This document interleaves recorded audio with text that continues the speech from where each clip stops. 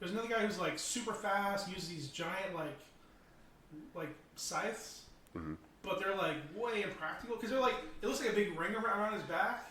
It's the hammer and sickle.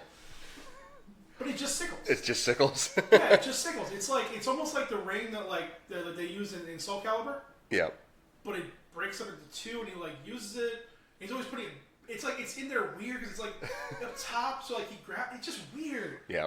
And like him being like he's like stupid dumb fast, so he should be like impossible to stop. Because he goes anywhere near you, he has a fucking like 10-foot wingspan with the fucking scythes, but he gets beat easily all the time. So, do you want to start going into the show? What show?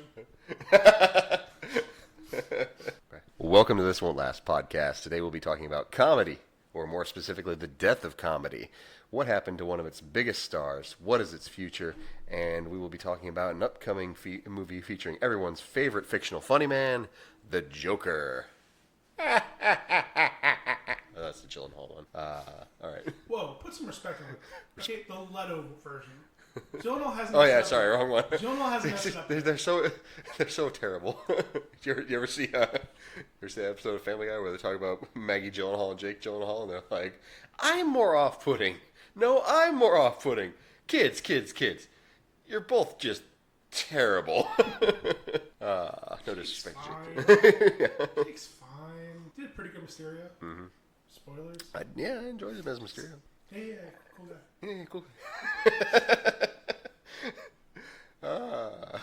So, we'll talk about the rise and fall of the great American comedy, cinematic comedy, movie comedy. Obviously, in the last few years, it has kind of taken a nosedive as far as its presence in the box office. Not necessarily there being that many movies, but them being as much of an influence. Early 2000s was the Judd Apatow? Yes, Jake Gyllenhaal era. Judd Apatow era. Early to mid 2000s anyways. And then, even prior to that, you had Jim Carrey was in the 90s. You had, I don't even know who had the 80s, but before that, a strong presence of Mel Brooks. I would say Eddie Murphy. Eddie Murphy. That's solid, yeah. I mean, at least three of the Beverly Hills Cops were in that era. Mm-hmm. Well, here's it. I think I've never been able to break up the comedy eras by one group. Like, it was never like dynasties. Because even during the crazy run of Adam McKay and Will Ferrell, Judd Apatow was in and out of that. Yeah. The 80s, I would split it between Eddie Murphy and Bill Murray and them. Like the SNL guys. He was an SNL guy too. So, I guess the SNL alums still... National Lampoons. Yeah, the National Lampoons. All those guys who got their start with National Lampoon and Second City and SNL in the early days, they really ruled the 80s. Yeah. Any kind of comedy you could think of came from them. Whether it was Chevy Chase, Bill Murray, Dan Aykroyd, John Candy, Rick Moranis, Eddie Murphy... the only exception would be kind of just the intersperts, and even the 80s, I think, was probably a bit more of a dry spell for Mel Brooks, with the exception of Spaceballs. Yeah. I think it was the only movie he had in the 80s. Yeah. Really, if you think about it, Mel Brooks is like Metallica, in that he releases a movie every half a decade, and it does fantastically, except for Saint Anger. Well, the 70s was definitely his prime. Every couple of years he had a movie coming out, but yeah, because he takes his time with stuff. He's not just trying to throw crap out there for no reason. With the exception of that one movie where he's a psychiatrist, that just wasn't great. Yeah, he tried to be kind of serious. Mel's not serious. Sugar now. Yeah. You're no Meryl Streep. You're no Meryl Streep. You're no who was the in the Analyze This, Billy Crystal. Yeah. All that being said, I think we both kind of agree that there is still a presence of comedy, even not in comedy specific movies, throughout cinema. A lot of your comedy that you're getting these days is peppered in with your regular movies, or more specifically, the biggest baddest boys on the block these days, your Marvel movies, and even DC attempts it from time to time. when they're not being too down and dirty, gritty. But even I think a lot of serious and dramatic movies, a lot of romance movies, they tend to utilize it as well. So it's not gone entirely. It's just refocused. You were saying about Thor Ragnarok. Pretty much a comedy in disguise. Yeah, it's a comedy. It just happens to have superheroes in it. Mm-hmm. Just like for a more serious, for more auteur kind of version, like Dark Knight was a crime noir that just happened to have Batman in it. Yep. I mean, the Joker, he would have been an amazing character if you didn't call him the Joker. Yep. Like that, because again, like very little of what Heath Ledger did resonated with anything that came before that. Yeah. I mean, honestly, the only comic book you think in the whole damn movie, well, besides Joker in a dress, was, oh my god, Christian Bale. Christian Bale. Yeah. I just want to say Christian Slater. He's so that bad. would be interesting. Christian Bale is so bad. Why are you trying to kill me? I loved that video on YouTube way more than any scene Christian Bale ever did. I like you see the one where they do the dub where the guy does the Bane voice, and he's making fun of it, and he does the thing where he's rapping in the stadium or whatever.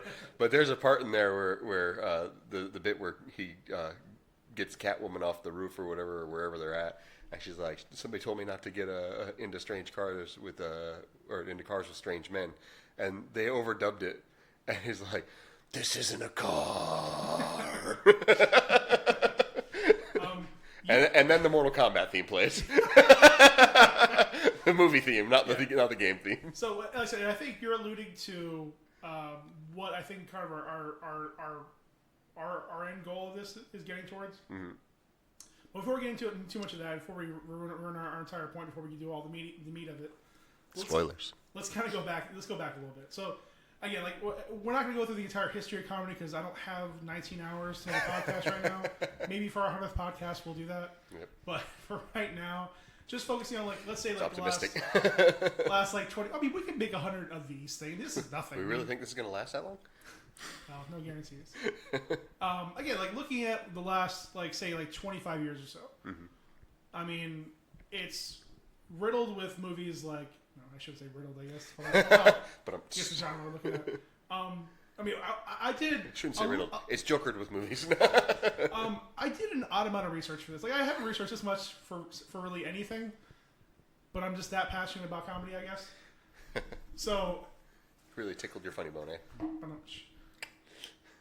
So, comedy for a long time. Should have got a rim shot soundboard.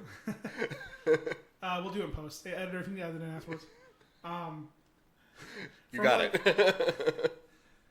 With the exception of 2002, which was the year of Spider-Man, from 95 all the way to about 2006, comedy had a market share of total box office between 17 and 21%. Pretty solid. So one out of $5 went towards a comedy. Mm-hmm. Movies during that period: Ace Ventura, When Nature Calls, Nutty Professor, Liar Liar, The Waterboy, Austin Powers, Meet the Parents, American Pie 2, Goldmember, Bruce Almighty, Meet the Fockers, which we'll come back to for some reason. Wedding Crashers, Talladega Nights. Ben Stiller did. And again, in that period, you see a lot of different characters. I mean, obviously, we a couple times never see Jim Carrey. Ben Stiller's name pops up for different reasons throughout that. Will Ferrell, those like that. What were they called for a while? Was it the Frat Pack? Yeah, the Frat Pack. So, the Wilsons, Vince Vaughn, Will Ferrell, Adam McKay, John C. Reilly. And whoever was kind of circulating around them in that month, churned out a bunch of movies in a short period of time. Again, also looking at there was old school. A lot of movies that maybe didn't make well, yeah, the Wedding Crasher. Wedding Crasher made over $200 million. As soon as you started talking about think about that. Yeah, the Wilsons and your boy Vince Vaughn. Like I was like, oh man, Wedding Crashers. That was such a good movie too. Just on top of all the comedy in it, it was an enjoyable film. Yeah. Like I think that kind of goes back to the idea of just comedy being better as an element than a specific genre. Yeah. Like it's got to have something else to offer. But and like I said, it's just and like after that point where like you have your more quote unquote traditional comedies, with like your strong either comedians or stand up people who have that background, either in improv or stand up, and who had to kind of create themselves before they became movie stars. And you have these really inventive, and again, almost nearly all of these are standalone. I mean, granted, there are a few sequels in there, but a lot of them are standalone movies. They're not just a series of movies trying a bunch of money. Even if they are, they're original creations by these people they're expanding the world in. Yep. Like I said, in 2006 is kind of where it starts to break off from there. I mean, every year, adjusting for inflation, it's like over $2 billion, with the exception of '98. And The Waterboy was #1 movie that year, so I'm not sure what happened that year. But again, Adam Sandler had a very solid length of time. He was still in a solid run. I mean, it wasn't like he didn't have like a bomb until Little Nicky. That was still a good movie. It was funny. Again, the problem is that it's kind of targeted towards my people, like metalheads, and like it doesn't have a lot of mass appeal. But like I say, I'm looking at it. So like so it has a huge market share. Every year it's over $2 billion. Again, with the exception of that one year, they're doing over 200,000 tickets every single year. Or sorry, over 200 million tickets sold every year. But right about there is there's a little blips, like it drops down in 2007, which number one comedy that year, Wild Hogs. I'd say star power, but yeah, okay. If I remember correctly, it was John Travolta, yep, William H. Macy, yes, Martin Lawrence for reasons. And I don't remember who the fourth person was. He was at a family barbecue. It was Tim Allen. Tim Allen. I don't like even Toy Story fame. I don't. It was weird. And that was 2007. You said, or was it? That was 2007. Okay, so really at that point, you could not make that argument for Martin Lawrence because Bad Boys was a long time ago, and his stand up and his comedy was nothing not really, between there. No, I think was that post his breakdown or. Yeah, because I think the breakdown. His breakdown was right around a little after a little after Bad Boys 2. It wasn't too much. Bad Boys 2. Bad Boys 2 was 03, 04? Sure, we'll go. I forget exactly. But anyways, it was well after that. Like he was still famous, in certain communities. Yep. But he wasn't a household name at this point. Like so, there's not an argument to be made about star power there. There's not really an argument to be made about star power for William H. Macy, ever. Fine actor, enjoyable. I say the last 5 years was Shameless, but again, that's more. It's not nearly to the same extent that like a Bryan Cranston experience. Even with Shameless, like I feel like that he's famous for that.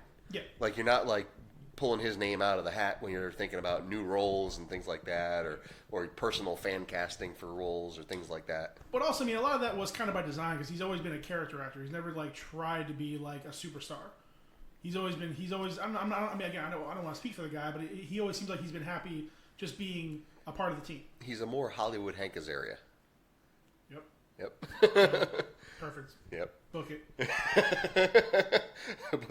Put that on your CV, baby. Hashtag facts. Yep. We got a new contender for your title. But then even okay, so then Tim Allen. Yeah. And then John Travolta. Yeah, John Travolta's a big star. Probably even when he hasn't done anything, I think he'll still be a big star for years to come because of the level of success that he had in his past. But at the time, I really don't think he was a draw. So it's very strange that got up there. But it's also very telling about the decline. The decline of those movies.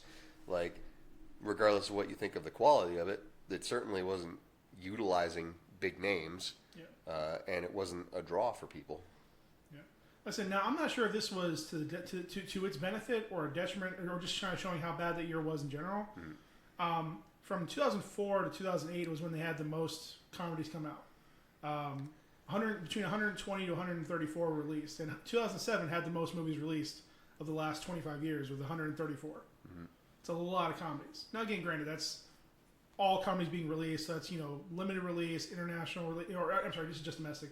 So I mean, any kind of like small release to a theater, they're counting it. So again, whether that's a documentary, whatever they're grading as a comedy. Yeah. It was like I said, that year. I mean, maybe it was just too many cooks in the kitchen. Maybe that's why it won out, because there are just so many goddamn movies.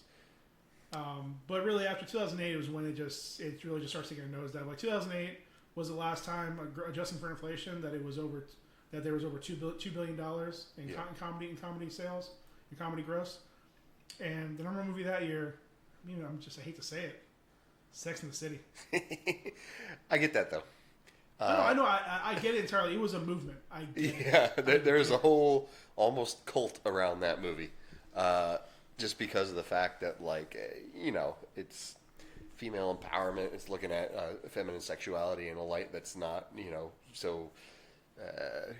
I don't have the right word to describe it, but it's not hidden. It's not shamed. It's not So I get it.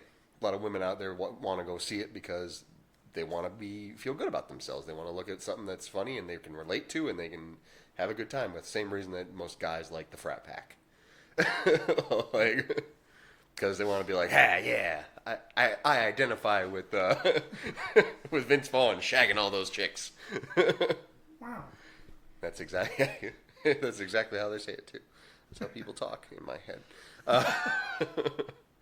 But yeah, then after that, it just starts dropping down. I mean, it's less than 100 movies each year. It spikes up for a little bit in 2014, 2015. Mm-hmm. Even tickets sold, it starts going down a little bit each year. When did Superbad come out? When did Superbad come out? Before, I want to say. All right. I'm just wildly guessing, to be perfectly honest. I just know it was a long time ago. It being Jonah's first movie. Yeah. Later than that, maybe 06. 07, damn. 2007. How the fuck did Wild Hogs beat Superbad? Think about that. And I wanted to look something else up because, and I looked up the Spider-Man 3. What year did that come out? That came out in the same year. And I wanted to look that up because Knocked Up references Spider-Man 3. And I was thinking, okay, it must have been released around the same time. And again, so that one came out in 2007 too. How the hell did Wild Hogs beat those movies? It is crazy. So you're talking about that's more or less the beginning of the Apatow movement, I would say. Oh yeah. Yeah, I mean, because I'm pretty sure Superbad was his first legitimate movie. Yeah. I mean, I know he did writing for other movies and other things, but 40-Year-Old Virgin and 2005's 40-Year-Old Virgin. So that would be, I think, the first hit that he had, and that started kind of a movement with all those actors, and so it's so weird. It's so weird that movie could do that. I guess maybe because it's a bit more family oriented. I guess every dad went to see it. Yeah, that's probably their kids to go. That could be it. That could legitimately be it. You're gonna love this. This guy is leaving their families behind. Ride their bikes across the country. You guys are gonna love this. I'll be right back. I have to get some cigarettes from the convenience store. Oh man.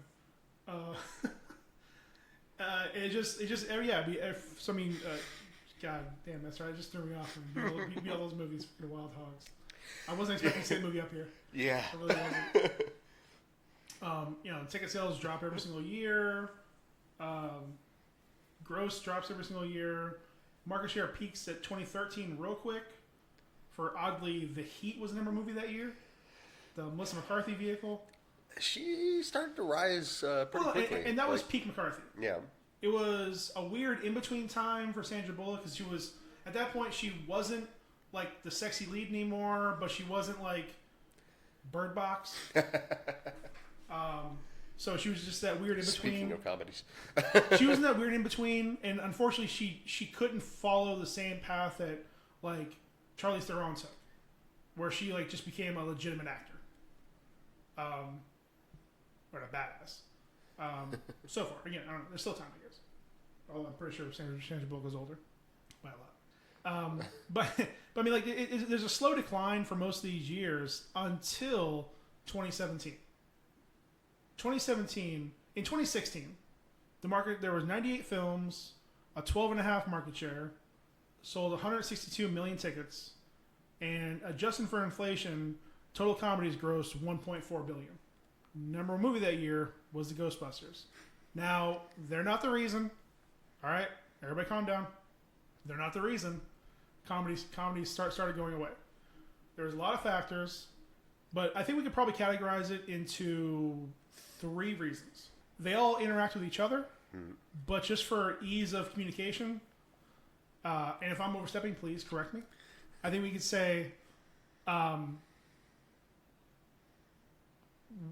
people not wanting to spend 90 minutes waiting for the joke to be told. Yeah, I could see that. Again, like we alluded to earlier, YouTube, Twitch, Facebook, TikTok, Vine, any number of social media sources, any number of streaming services. I mean, even when it was just Netflix, they had everything. Yeah. And then now, I mean, with again, we've talked about this before with Netflix, Disney Plus coming out, Apple Plus, NBC's having their own CBS. The streaming wars have begun. HBO Max. I mean, there's everything, and everything's being pulled apart. Like if you want to go watch The Office, like a crazy monkey bread. Like if you just want to go watch The Office, you can jump on Netflix, no problem. If you have Xfinity, you can go and watch it there. I thought I lost The Office. They're about to. Oh, okay.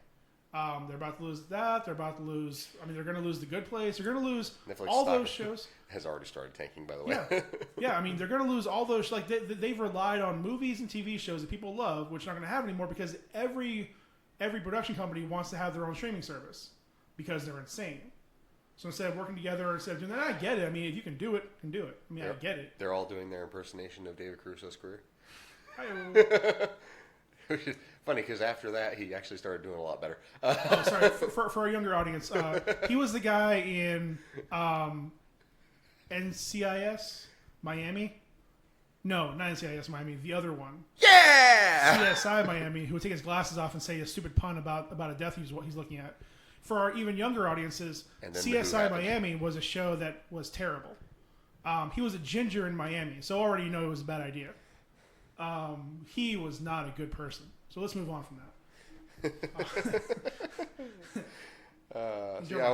I wish I could have actually remembered one of his weaker, lesser known movies. Actually, if you want to know, if you guys remember Forgetting Sarah Marshall, the character that Stephen Baldwin plays on that stupid show that Sarah Marshall's on is basically a caricature of of David Caruso, where he just especially when she reads the mind of the pet, he's like something Dixico. it's just dumb. He's a dumb human being. Yeah. Fun side note, as I'm IMDbing David Caruso, he was in Session 9, which is an excellent thriller horror movie. So if you want to see that one, highly recommend. Despite David Caruso's efforts. One good thing. Off topic. So streaming, social media, there's a lot more avenues now if somebody just wants to watch comedy. During the last three or 4 years, and again, I with the because of the likes of Kevin Hart, John Mulaney, Tom Segura, a lot of the comedians that have been coming up recently, Comedy Central, even Netflix, for their part, they've done a big part of driving stand-up. And stand-up has become a big part of their thing, and that's something that they still have control over, and they can still hold on to for a little while. They got Dave Chappelle to come back. That's no small feat, being as how out of the game he was. He was completely over it. Not because he made poor career decisions, because he didn't want to do it anymore. He said, "Fuck it, I'm out this." Yep. He left. He said, "I'm rich, bitch." He left 50, 60, what was it, $60 million, I think, was for season 2? Yep. He left, at that time, a ridiculous amount of money, which also at that point was the highest grossing DVD of all time. A DVD was a disc. A disc is a physical thing that used to hold information, either audio and or visual, before MP3s. Get off my lawn, you kids. Sorry, we just keep going down that spiral for a while. MP3 was a platform. Napster was this thing. Okay, and then LimeWire. You kids don't know how good you have it. Oh, you actually want a song that you can listen to, you get the actual version of the song that you wanted to listen to. You guys even know what viruses are anymore? Jesus. You guys even spell torrent? Back in my day. Oh, that's so funny. I saw a comic thing on it. It was like it was, you know, a super old couple, and they were talking to their kid, and it was like, oh, back in my day, we went straight to work as soon as we could walk. And then the other one is a slightly younger, talking to their kid, and they're like, back in my day, we had to, I don't remember what it was, but like it kept getting like closer and closer to modern day. And then finally it was somebody sitting like in a post-apocalyptic wasteland talking about we had streaming and we had delivery of grocery delivery by the internet, blah blah. And then the kid was like, "Sounds like it was pretty cool." It's like, it really was. Oh, yeah. Almost there. 4 more years. Oh. So many options to get comedy. Politics. So you don't have to go to the movie. So, you know, more people. I think obviously more people are willing to. Not as many people are willing to spend $10 to $15 to $20 to go to the movies, and then spend another $15 on popcorn, soda, a $35 bucket of beer, $4 box of candy, whatever you're going to get. Even if you just get the movie ticket, you're looking at spending between $10 and $15. Serving alcohol is the single smartest thing that movie theaters have ever decided to do. Oh, it's great. Like I like movies. I don't even mind going to the theater as long as it's like, you know, not A, overly crowded, and B, the one of the theaters that's older and the seats are shittier. But like, it's hard to convince me to spend that kind of money. But if I can put a night out with it, you know, and get some drinks, and you know, maybe even sit in the theater with some booze that I don't have to sneak in, don't have to, then, you know, it certainly is easier that way, just because of the fact that, like, you know, you're kind of combining quite a lot of things. You're combining your night out with your entertainment, with, you know, sometimes your meal, because the food is getting better at theaters and stuff like that. So I think that might be the secret to getting asses back in seats there, or at least for a temporary solution. Yeah, but like, okay, for a long time, especially like what do we say it starts with Jurassic Park? Does Jurassic Park really start to like become like where it starts bringing back movies being like a go-to place? Because I think it was a weird place where like the 80s had a lot of spectacle, a lot of big movies that people wanted to go and see. The 80s were the action movie movement, right. I think. Your Die Hards and everything like that. And I think it transitioned where it went from big your traditional action movies to less just a different kind of spectacle. Mm-hmm. With your Jurassic Parks and Independence Day and things like and movies your like effects that. Driven. More effects driven. You know, occasionally, you know, some practical ones get in there, but a lot of effects driven. Where those are ones where like you can tell yourself, I have to see this on a movie screen. Yeah, it won't be the same at home. Obviously, that doesn't apply the same for a comedy. It really doesn't. But again, you were looking at those movies back then. I mean, Austin Powers and Goldmember made $213 million. Yeah, and that was the worst one in the series, in my opinion. Liar, which is often forgotten, did $181 million. I did not mind Liar so much, but yes, it was fine. It was perfectly fine. But in the Jim Carrey franchise, in my mind, they're all tied together. It probably is not one of the more memorable ones. No, it's not. It's just kind of there. I mean, even and again, I get it. Because like the next movie I'm about to say, which goes to a weird tangent all of itself. Meet the Parents. Yeah. I don't know if it was the first time Robert De Niro was funny, intentionally. Funny like at that point, he was still a serious actor. Yeah. But he was leaning. Ben Stiller, he wasn't like the Ben Stiller we know today. He was still kind of a struggling comedian. Yeah, I mean, he had a show that failed. He was in a few movies, didn't really do anything. He was always like more of a background character. I mean, I think before that, his biggest movie was Mystery Men, which tanked hard, cult favorite, but tanked hard in the theaters. I have a gift. I shovel well. Hashtag Women Meets Macy. When was Something About Mary? Oh, yeah. Somebody 98. Yeah, you're right. That's fair. Yeah, that's fair. So, I mean, like, that kind of started his career. Yeah. But I think there was a bit of a lull for him. Oh, yeah. But anyway, and he was always kind of like in the background. What the hell was it? It was something I was actually looking at. I was just listening to yesterday where I didn't even realize he was the director. It was a weird dark movie. He has done a lot of like dark stuff, like outside of his comedy and stuff. Yeah, it was one of those not Weiser. One of those what culture videos where they're talking about like 10 movies that were like before their time. And he did something. He sure did, didn't he? Director, you say? Yes. This was probably pretty early too. Probably in the 90s. He's the Cable Guy director. Yes, that was it. Cable Guy. Yeah. But that movie, if that movie came out like 5 years later, 10 years later, it would have crushed it. But people were not ready for Jim Carrey to be a tragic character. Yeah. He also directed Reality Bites. He directed Zoolander. He directed Tropic Thunder. Secret Life of Walter Mitty. That one, like, I have not seen it, but I heard that it was very, like, it was funny, but it was also kind of moving. Like, yes, and that's more what the focus was. It used comedy. It was very much a parfait. Yeah. Yes. Or an onion, whichever you prefer. Yeah, it was an onion parfait. I like caramelized onions. If you put caramelized onions on a parfait.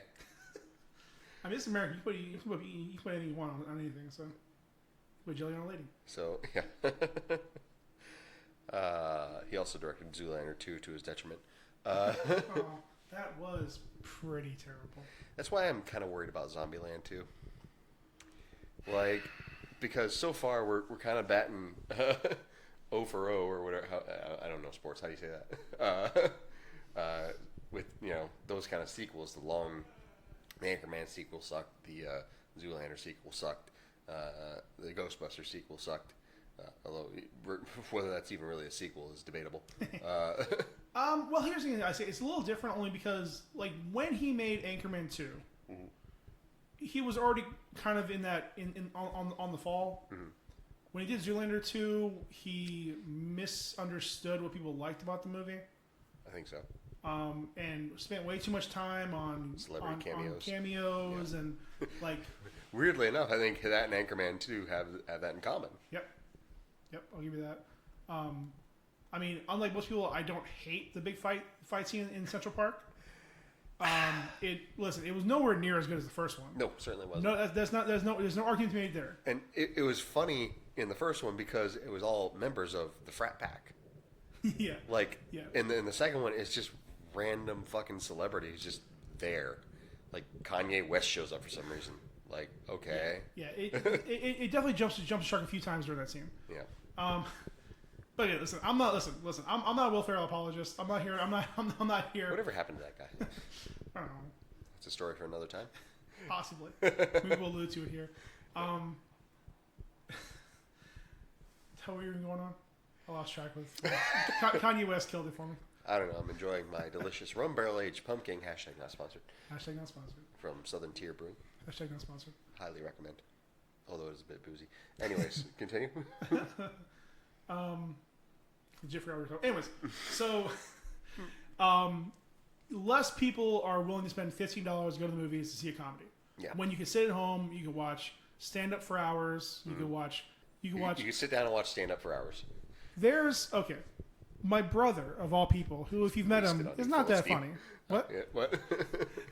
My brother, who of all people, introduced me to a video series that I probably should have already known about, but I just didn't. Special K. # Special K. on Screen Rant, because I usually avoid Screen Rant because I just don't care about them at all. But he introduced me to pitch meetings, and they're actually like they're repetitive as shit, but they're actually hilarious. Like, granted, they gloss over a lot of details because it's purely comedy. There's a 2-hour compilation of all the MCU pitch meetings that he's done.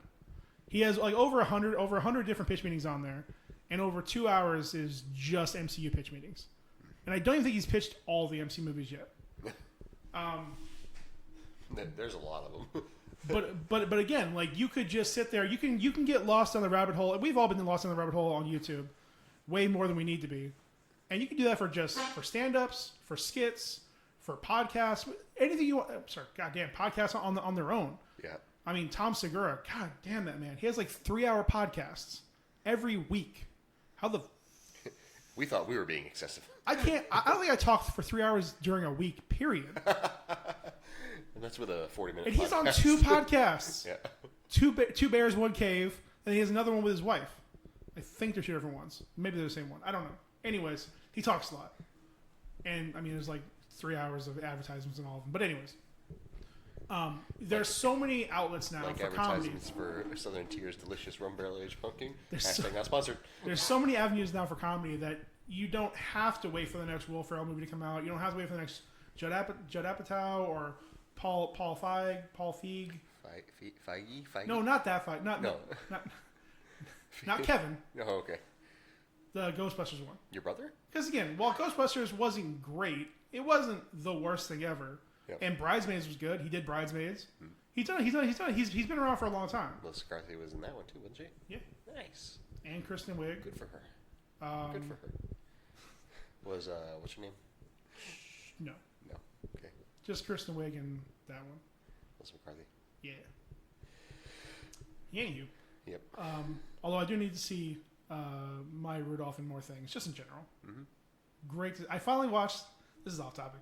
I finally watched the Happy Time Murders. With the puppets. Yeah. Nice. It was actually pretty good. Nice. And a weird sex scene right in the middle. Wasn't ready for that. It's following in the footsteps of Team America. So much worse.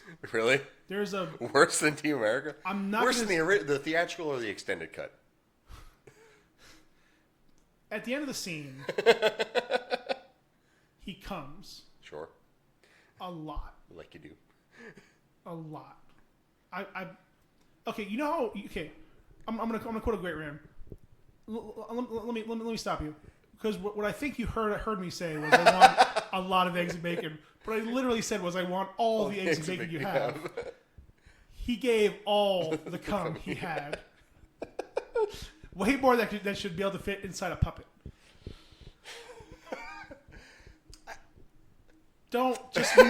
You know what? It's actually worth seeing. It's worth seeing. It's on something. It's on Xfinity. It's probably on Amazon Prime or Prime Video. It's probably somewhere. Okay. Check it out. I don't know, torn from one of those pirate sites. I don't give a shit. Whatever. Pay him or don't. Kids these days don't know about pirate sites. The whole world's a pirate site for them. Kids these days don't know about the Pirate Bay. So anyway, no matter what your age, there's something you can find that you it's either new or old that you can watch and enjoy. So you don't have to go to the movies to watch it. There are still movies. I mean, again, like last year. I mean, Kevin Hart still puts a lot of movies out, and again, his last one. This is kind of like, again, the low point of all this. It kind of was what really drove it home for me. In 2018, Night School, highest grossing comedy of that year, only did $77 million. Oof. That was the lowest of the last 25 years. Benefit to a lot of these comedies, though, is that they do have a low overhead, I think. At least as far as studios. It depends, though. It depends. Depends on the star. Yeah, it depends on the star. It depends on what kind of movie they're making. Because, like, Anchorman was expensive. Like, what did Robert Downey Jr. make for Endgame? Something like $24 million or whatever. For salary, yeah, that's not counting his points. Oh, okay. So, like, I mean, if you think about that, just that alone is like 30% of the total gross. Like, yeah, but again, he's the exception. Yeah. But and yes, I'm being hyperbolic yeah. specifically to prove a point, but yeah, but yeah, I mean, yeah, it's yeah, the overhead should be low for the most part.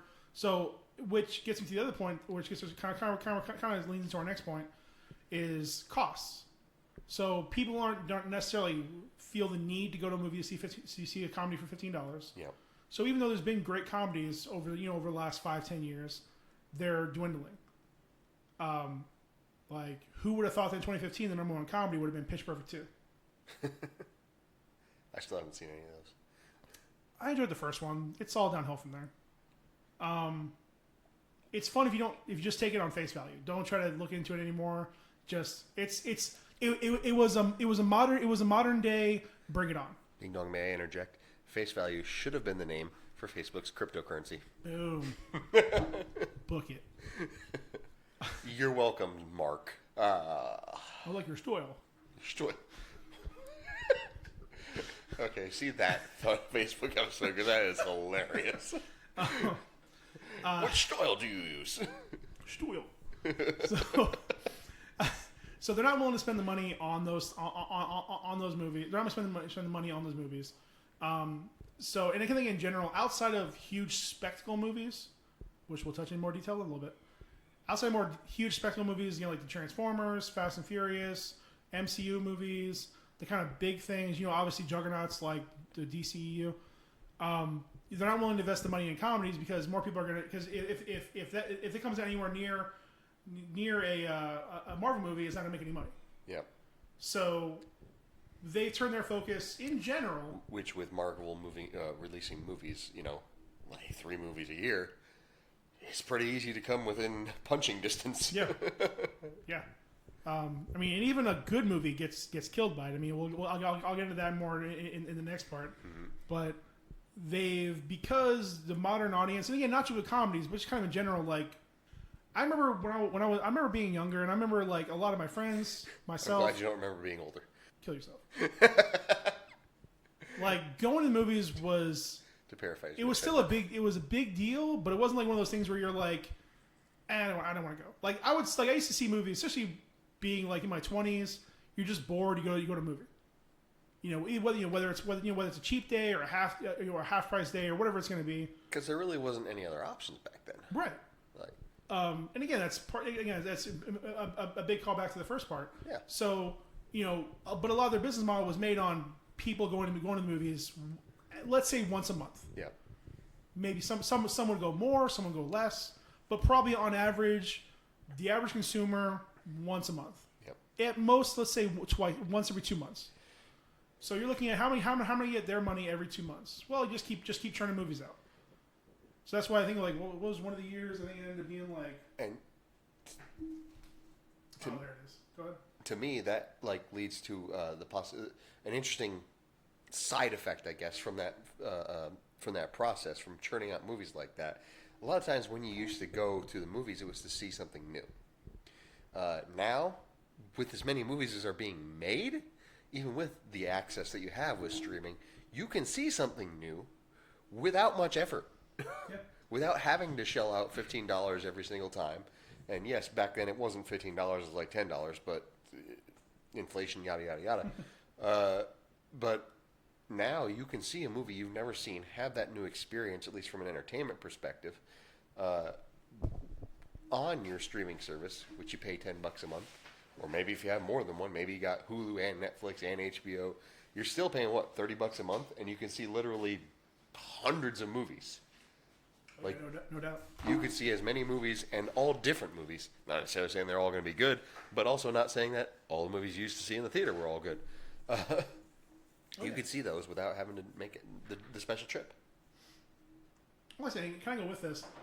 Okay, so looking like it's hard to judge it to judge kind of the movie industry by just pure dollars, because again, inflation and things like that, and just again, like there's certain movies again like Avatar. Avatar was one of the movies where the average ticket price for that movie was way higher than other movies. Yep. Because Avatar you had to see in 3D, IMAX, whatever they're going to be doing. Batman, Dark Knight. A lot of people want to go see in IMAX. A lot of the Marvel movies they push for IMAX. A lot of the like big budget like spectacle movies. Man, seeing Endgame in the 40X. That was great. Like, that is the movie that 40X was made for. And they never used it again. Hopefully not. But okay, so look at looking at just pure numbers of tickets sold. 2002 had the most tickets sold since I went back as far as 1983. 1.5 billion tickets sold. Sorry, 1.5 billion tickets sold. 1.5 billion tickets sold. 2002, the year of Spider-Man. Yep. Really, Spider-Man was the first one that proved that comic book movies were economically viable. While being a comic movie. Yeah. Because again, like before that we had Blade, and even, I think, right... Was there an X-Men movie right before that? I think the X-Men movie was before that, but, dude, like, let's be honest. But it wasn't comic... I was getting to, because it wasn't a comic movie. They explicitly changed the outfits, changed a lot of the storylines to make it less comic booky, and even Bryan Singer himself was like, I don't want comic books on the set. I don't want you reading comic books while we're making this comic book movie.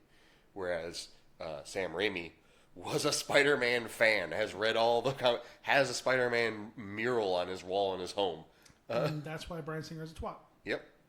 So, like, yeah, I would say absolutely. Spider-Man was the first one that proved that comic book movies, specifically comic book movies, were viable.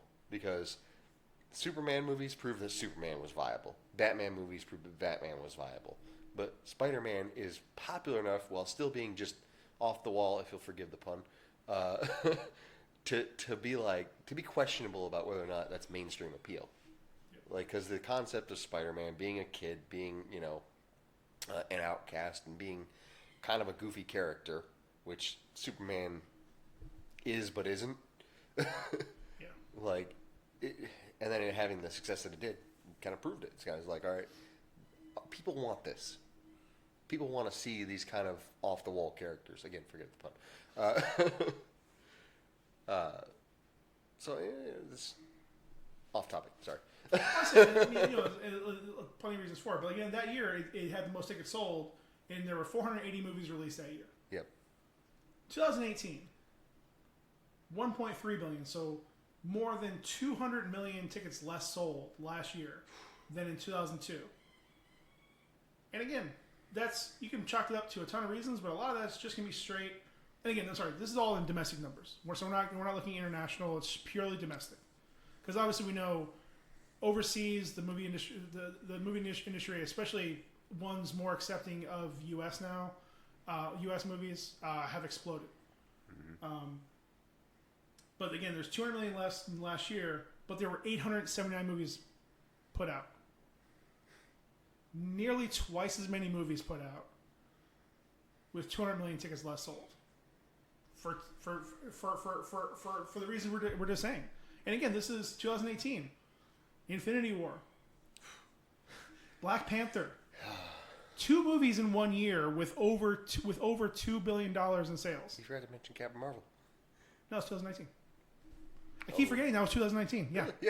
I keep forgetting it existed. But again, it's those two, and Ant-Man was there. Ant-Man and the Wasp was there. But regardless, like, also Aquaman. I mean, there was a lot of movies that came out last year. Like, a lot of there were $3 billion movies last year. Yep. And they did less than the year of Spider-Man. Yep. Again, just because of just number of options. Because again, a lot of people just, well, yes, those 3 movies the first 2 movies for sure they definitely want to go see.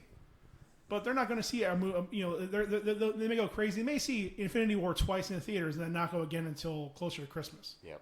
They just don't care enough. Although, last year was Deadpool 2, wasn't it?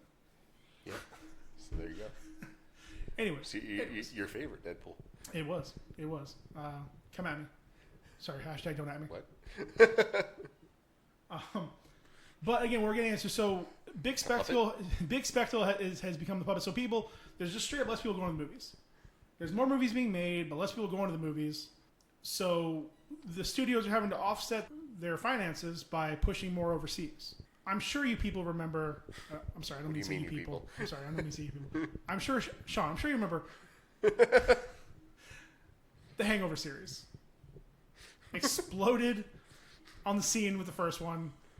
Made over $200 million. The second one, I think we can all agree, was the worst of the 3.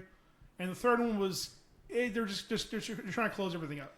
It was solid, but it wasn't. You weren't.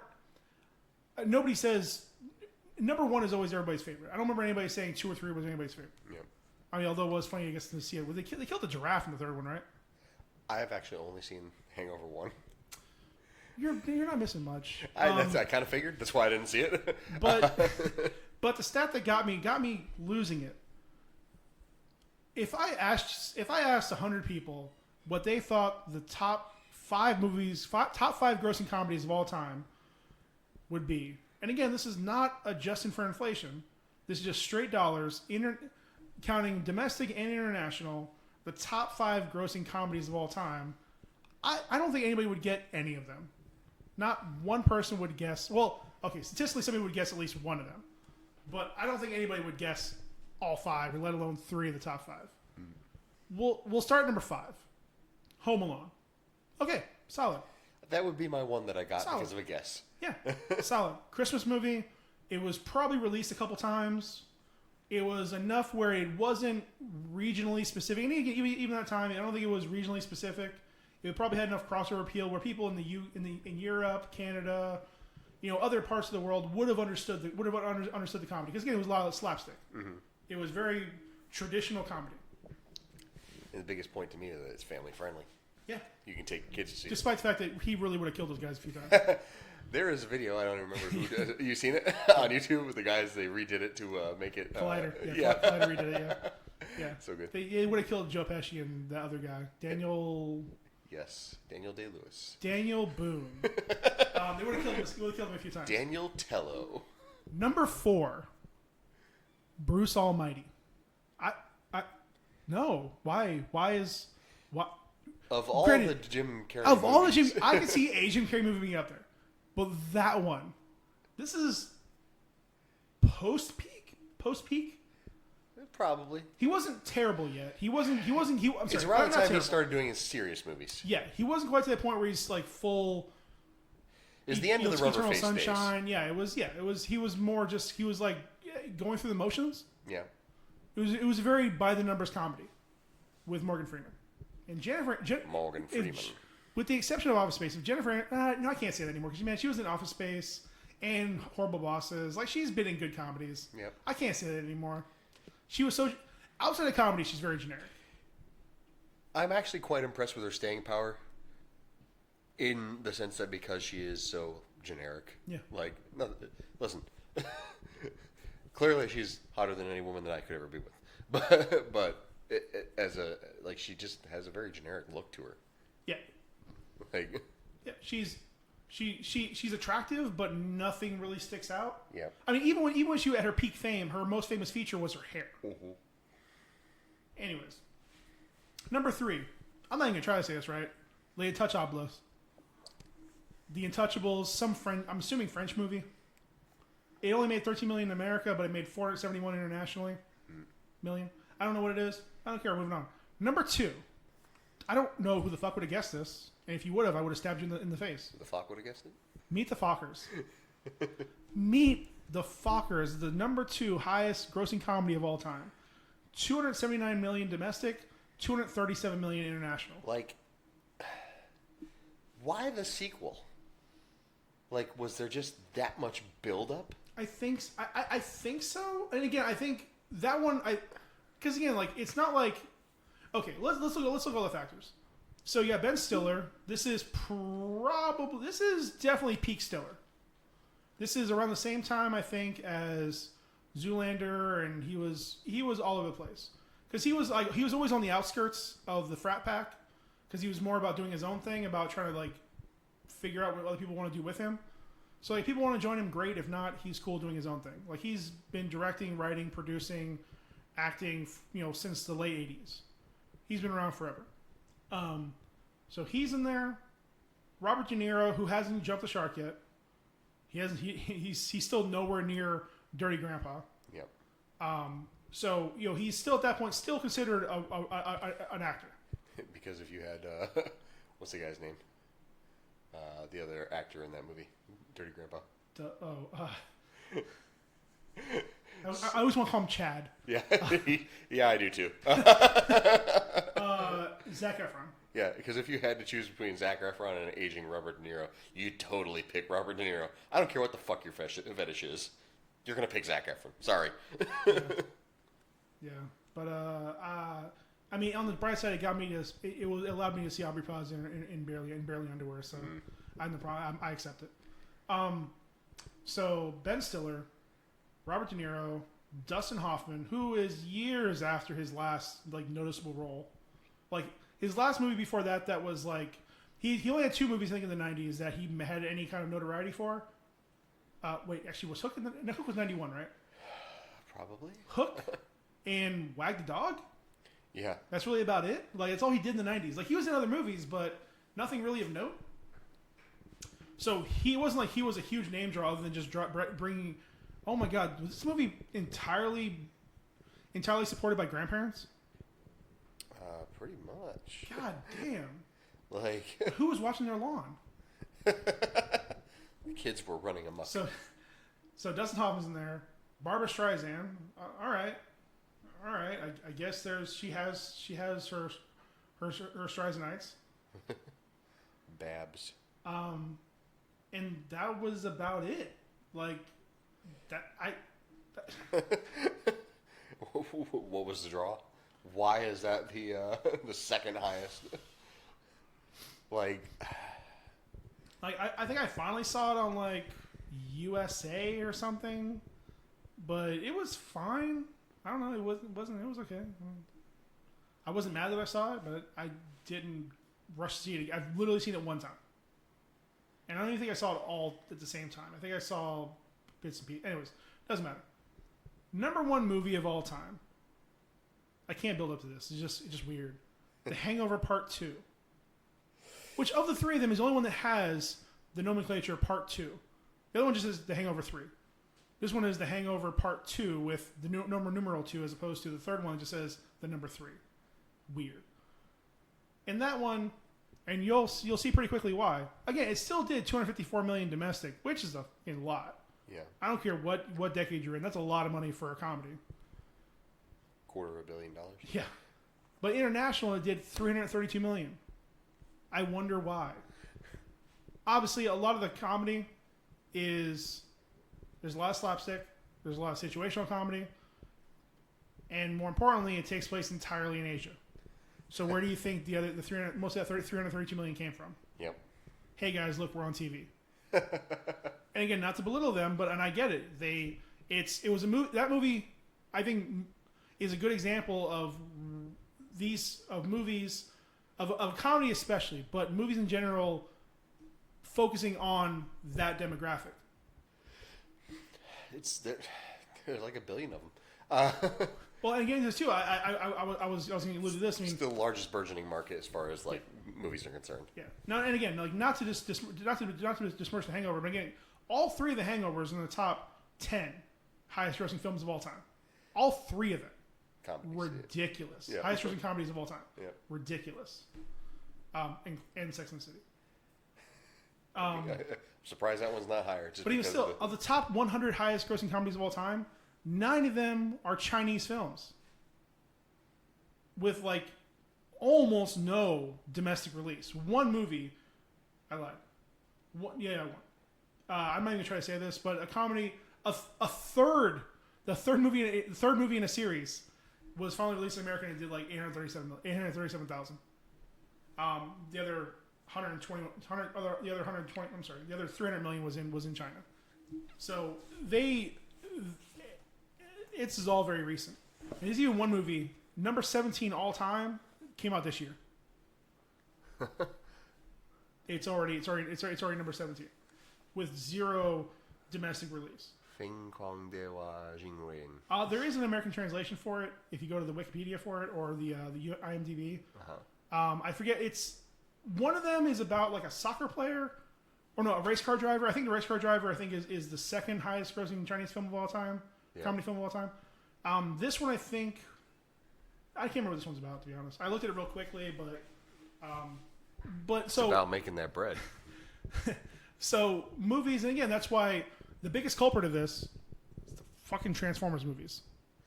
Those movies are made now almost entirely for the Chinese market. That's why there's always some scene where they're in a big Chinese city or a port, or again, there's a lot of they use a lot more, if not Asian characters, just Asian bystanders, just big action, just big. What was the one where they allegedly called him Grimlock? Crazy Alien. Yeah, that's it. The one with Grimlock. Last Night. Sure, whatever. Last Night. And that one was just dumb as hell, but it was spectacle. It was giant robots. It was everything that they were excited about. It was giant robots, explosions. It's the things that give Michael Bay a hard on.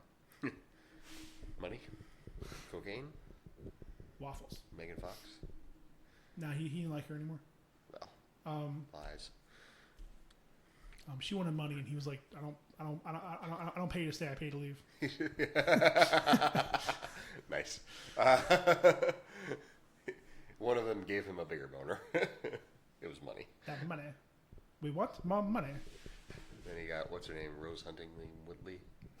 Like I said, and more production companies and distributors and producers are playing part in this. Obviously, I mean, there's a big part of the MCU that's gears more to it. And again, they make a lot of edits to their movies for the Chinese audience. I can't remember what they were specifically, but I remember there was ones to a lot of the major MCU movies where they changed either companies or slight or plot threads to make it more digestible for the Asian market, to make it more regionally accepted. Because again, action translates way better than a joke. Yeah. You can translate an explosion all day. It's hard to translate a joke based on a stereotype of a New Yorker that nobody gets in Singapore. It's ingrained in the culture already. Yeah. They're doing it for the culture. Hashtag do it for the culture. Yep. Whereas, yeah, it's very easy just to see the draw of like giant alien robots punching each other on a bridge. I don't care who you are. That's awesome. Yep. Everybody. And we all played with our fucking toys as a kid and smashed them to each other, and it's universal. It's beautiful, really. Don't censor me. I said everybody's familiar with the that great part of the second Transformers movie, where the Destructicons. Decepticons. No, the Destructicons with the big swinging balls. Yes. It was such a low point, no pun intended, for that movie, but it killed overseas. Yeah. Because again, it didn't require translation. Everybody gets dick and ball it's jokes. Funny when people get hit in the genitals. That's right. Universally translated. Because you know what? Because listen, I love John Turturro, but he doesn't translate as well as balls do. And that's why those robots were racist. Because racism translates. Kind of goes against what you were saying earlier, but yeah. But again, them being just goofy characters, they can just say and do dumb things. And again, I'm sure the voice actors changed the dialect, changed whatever it's gonna be to make it funny for that area. So again, especially the last 3 Transformers movies were made almost entirely for the Asian markets. There's more and more. And again, it's no surprise. Which getting into my third part of this thesis. It really shouldn't be that much of a shock that they're pushing for Shang-Chi. That they're pushing for more, and again, even the Eternals pushing more Asian actors, more of a Asian American focus, to have that relatability, to have that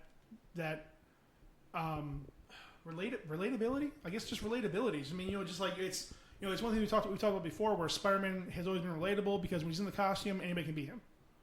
Yeah. But now you can actually have like, hey, this dude, he looks like me. I could be a superhero. Yep. Like every little kid wants that. Yeah.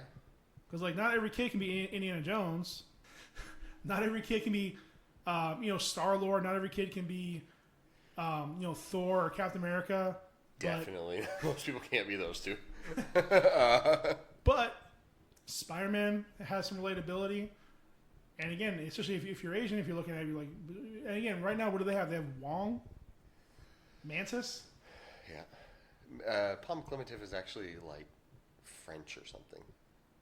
But they make her look super Asian. They kind of do. But yeah. For that reason. She's adorable. She's wonderful. Wonderful. Nice. Shouldn't have explained it. Should have just let it land. Just loses impact. Yeah, Ryan. French Canadian. Perfect. Yeah. Well, I mean, I didn't think she was from Asia. I'm seeing her ethnicity, her background. Mm-hmm. But, shit we're talking about? Stuff. Piss coming out of my ass. Thanks. So, they're gearing their movies towards the Asian market because that's where the money is. So comedies don't translate well, so they're not putting the money into comedies. That's why you're seeing less Judd Apatow movies. Why you're seeing less of the frat pack. They're not even the frat pack anymore. That's why you're not seeing. It's why even Seth Rogen films, which there were, at least 1 or 2 a year. Now they're becoming a lot less, and then even those are changing. And even like this year, especially. What was that movie called he was in with Charlize? Charlize Theron? Yeah. He was like a reporter, and she was running for president. It just came out. Anyways, it doesn't actually matter what it's called. It's not called that movie where. No, that one got great reviews, and even people I talked to, like they actually thought it was really funny. But it's comedy. Seth Rogen. It's political. Nobody really saw it. Another one. Long Shot. That was it. Another one was the one about the girls. Smart something. What the hell are those bitches called? Yes. Smart something? What the hell are those bitches called? IMDb doesn't have it listed. It's so incomplete. Give them one job to do. Smart asses or... Smart arses? Dead air is wonderful. Smart.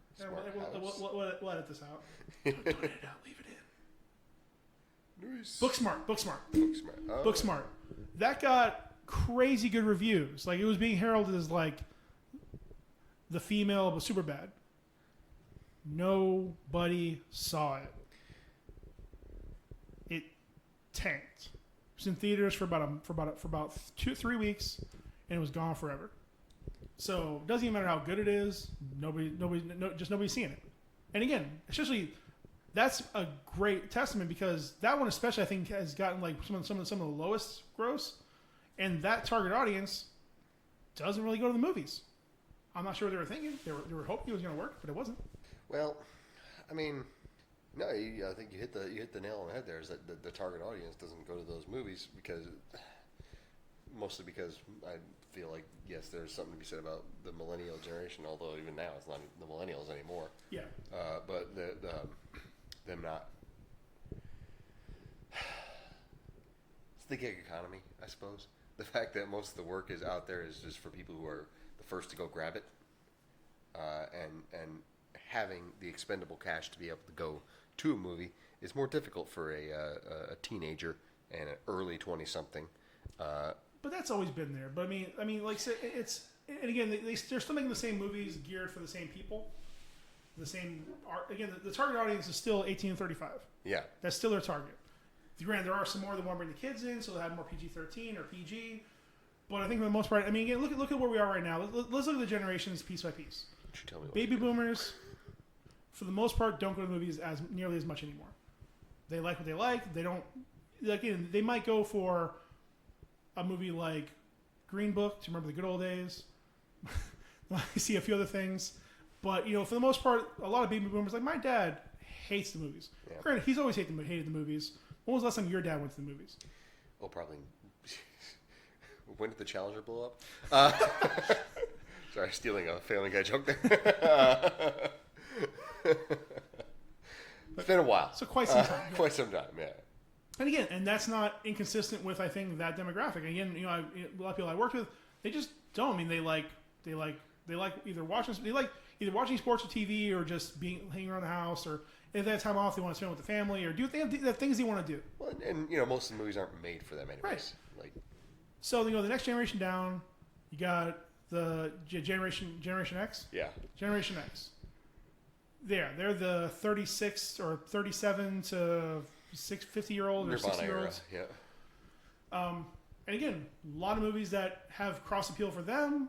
And again, a lot of movies, especially now, movies are coming out that are based on 80s IPs. So a lot of things that they enjoyed growing up. Are they still going to see it? Probably not, because again, they got families, they got kids, grandkids, they got obligations, kids. And again, they're enjoying the things they're doing on their own time. They'd rather just go on, maybe go off the night with maybe their kids are finally leaving the house. You want to go out and enjoy themselves. Maybe go for see some stand up, do whatever else. Yeah. Lay around the house, do a little Netflix and chill. Have that lame middle-aged people sex. Yeah. Got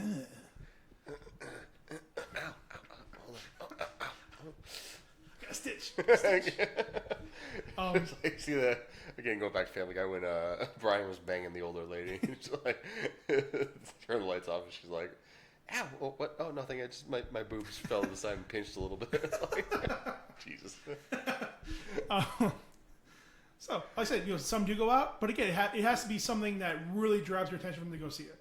Yep. They're like maybe 3 times a year go to the movies, and again, that's more of like maybe like a birthday thing or an anniversary thing, or again, maybe just a big spectacle. Let's see what this whole Endgame thing is about, and they don't get it because they didn't see the other 22 movies. They weren't playing any kind of games. I don't get it. Game night was a lot better. Our generation, I think we're a lot more in that between once a month, once every 2 months category. I think our generation is a lot more frequently going to the movies. Yeah. Because again, that's what we grew up with. We grew up with Jurassic Park, Die Hard, Independence Day. We grew up with these. It was the thing to do. Things, yeah. Like fucking this. As much as people want to pan them, like the Star Wars movies were a big fucking deal. Yeah. The re-releases, the prequels, the early comic book movie days, and again, like now, all of us nerds who've been around reading comics, watching the Batman the Animated Series, all the Fox Kids shows, all those cartoons. X-Men. Now we can see this. X-Men, of course. Now we get to see this shit in live action. Like, it's a big moment. It's fucking big for especially for us nerds in the millennial pod. Oh yeah. But just in granted that Is bleeds it too over. late to go back and change our name? Fuck. Millennial pod. Millennial pod. God. That's probably already. Son of a bitch! Turn it off! Stop! No, just kidding. Probably already taken. I don't want that. Podcast names are like Simpsons episodes. Yeah, it's been done. It's been done. It took us 3 months to find this name. It's true. Pretty sure that was all you though. For better or worse. Title of my sex tape.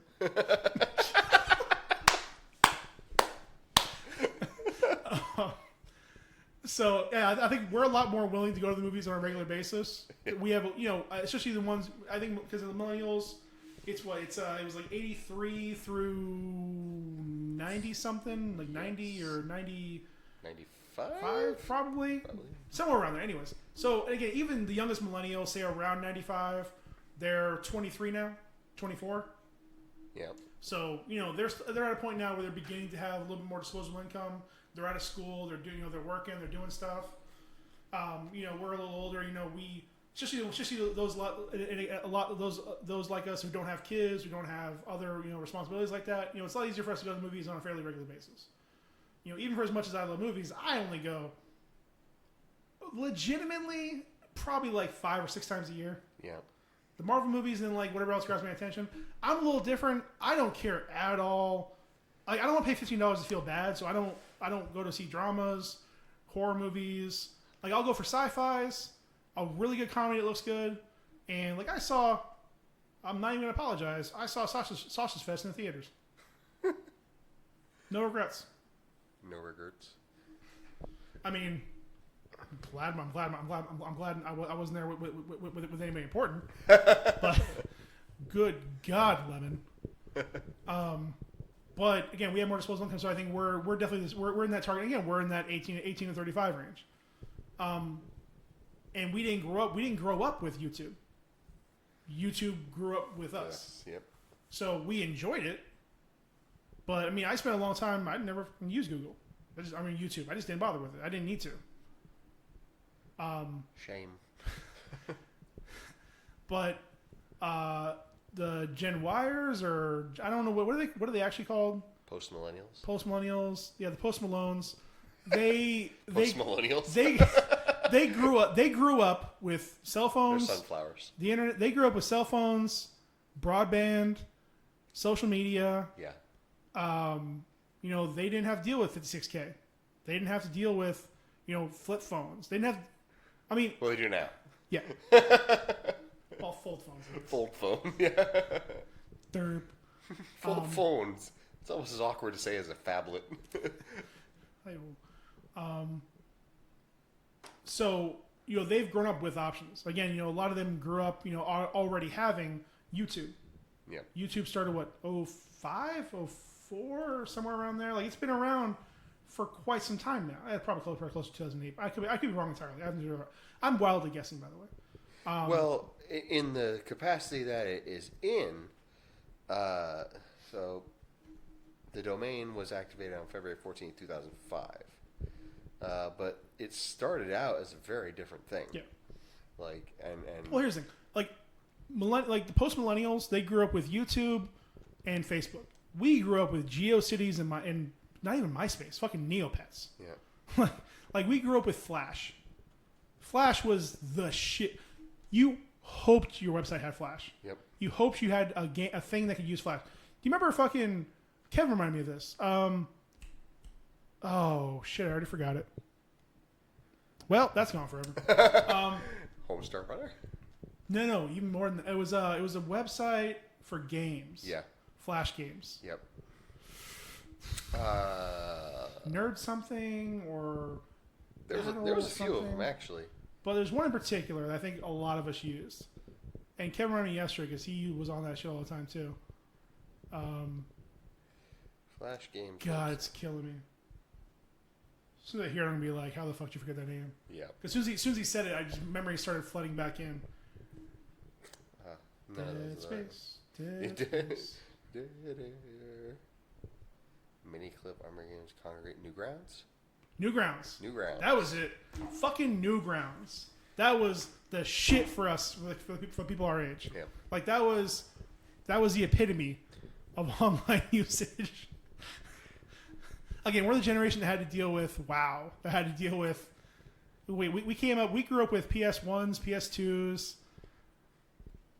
Tony Hawk Pro Skater.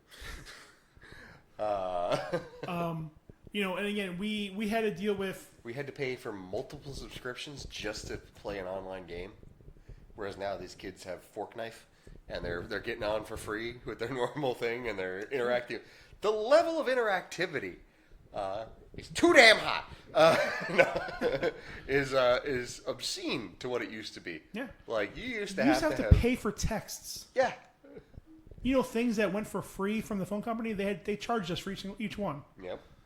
And now it's unlimited data, unlimited text, unlimited calls. You used to wait until after 6 p.m. to call your friends, or was it 8 p.m.? Yeah, 8 p.m. 8 p.m. You used to wait until after 8 p.m. to call your friends because then the minutes were free. Yeah. Minutes were something that they used to charge you by for utilizing your cell phone. And guess what? Bedtime was at 9. Had to make that shit happen. A lot of talking. I'm just kidding. I didn't have any friends.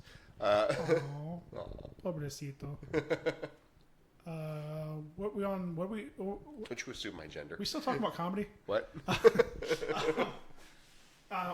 to the Dick and Fart. Get off my lawn. Okay, so first idea was because of all the unlimited options they have. I think we kind of looped back to that first thing. Yeah. The second thing was because studios are having to compensate for their loss of revenue to streaming services and other online services. Yeah. So they're having to look overseas for those new markets, whether it's South America, Europe, Asia, Australia, trying to get those dollars that they traditionally haven't gone after. And another factor, and again, this isn't this isn't as major as the first two, but I think there's definitely some correlations. Is the dominance of the MCU? Yeah. Because since day one, they've infused comedy into every single one. Iron Man 1. Are you kidding me? Like, it even starts out with this Tony Stark just firing jokes with a bunch of soldiers. Yeah, and again, that whole universe has done such a great job of between casting, writing, putting the right people in charge of movies, usually the right amount of comedy to the right amount of development and things like that. Granted, some are a little better, some are a little less. Mm-hmm. That you forgave all the product placement, you forgave all the I don't want to say fan service or other things that just don't really make a whole lot of sense, but you forgave a lot of things because it did so many of them so well. Yep. Forgive its flaws for its qualities. Yeah. Its better qualities. So, at a point I think now where the movies we've been talking about, so you forgive the fact that you can clearly see that they failed to fill in the Black Panther suit in Infinity War. Yeah. There's one scene where it's coming from way back and they're slowly zooming in and there's certain details to the Black Panther suit that they had to do digitally, and it was very clearly for a very long frame set of frames that they didn't fill it in, and he was just wearing the whatever they call those things when they wear them on set. Yeah, so the mocap suits. Yeah. Like I say, and yeah, so you're willing to forgive it because he does so much. Because everything else is so great. Because that whole movie was great. But they've made a strong point since day one to infuse so much comedy into it. Because again, they don't want to be in that place where they take themselves too seriously. Zack Snyder. He doesn't want to be that guy saying fuck comic books. Yeah. No, you're not. Better men than you have tried, Zach. Hold my beer. Yeah. All right, I'll just fuck everybody else up. Hold my beer. Oh, shit, I dropped my beer. So again, looking at the last 25 years of comedies. Jim Carrey, Eddie Murphy, Adam Sandler, Mike Myers, Mel Brooks, Ben Stiller, The Frat Pack. Went on a list here. Will Ferrell. Well, he's part of the Frat Pack, but he stands out above the rest anyways. He did enough on his own that... Yeah. And he kind of went in between different places. And being a Saturday Night Live alum, which most of the Frat Pack wasn't. Well, I think he helped form it, but he was never defined by it. Yeah. He helped bring... I think Vince Vaughn was more of the Frat Pack guy. I think brought a lot of those guys together.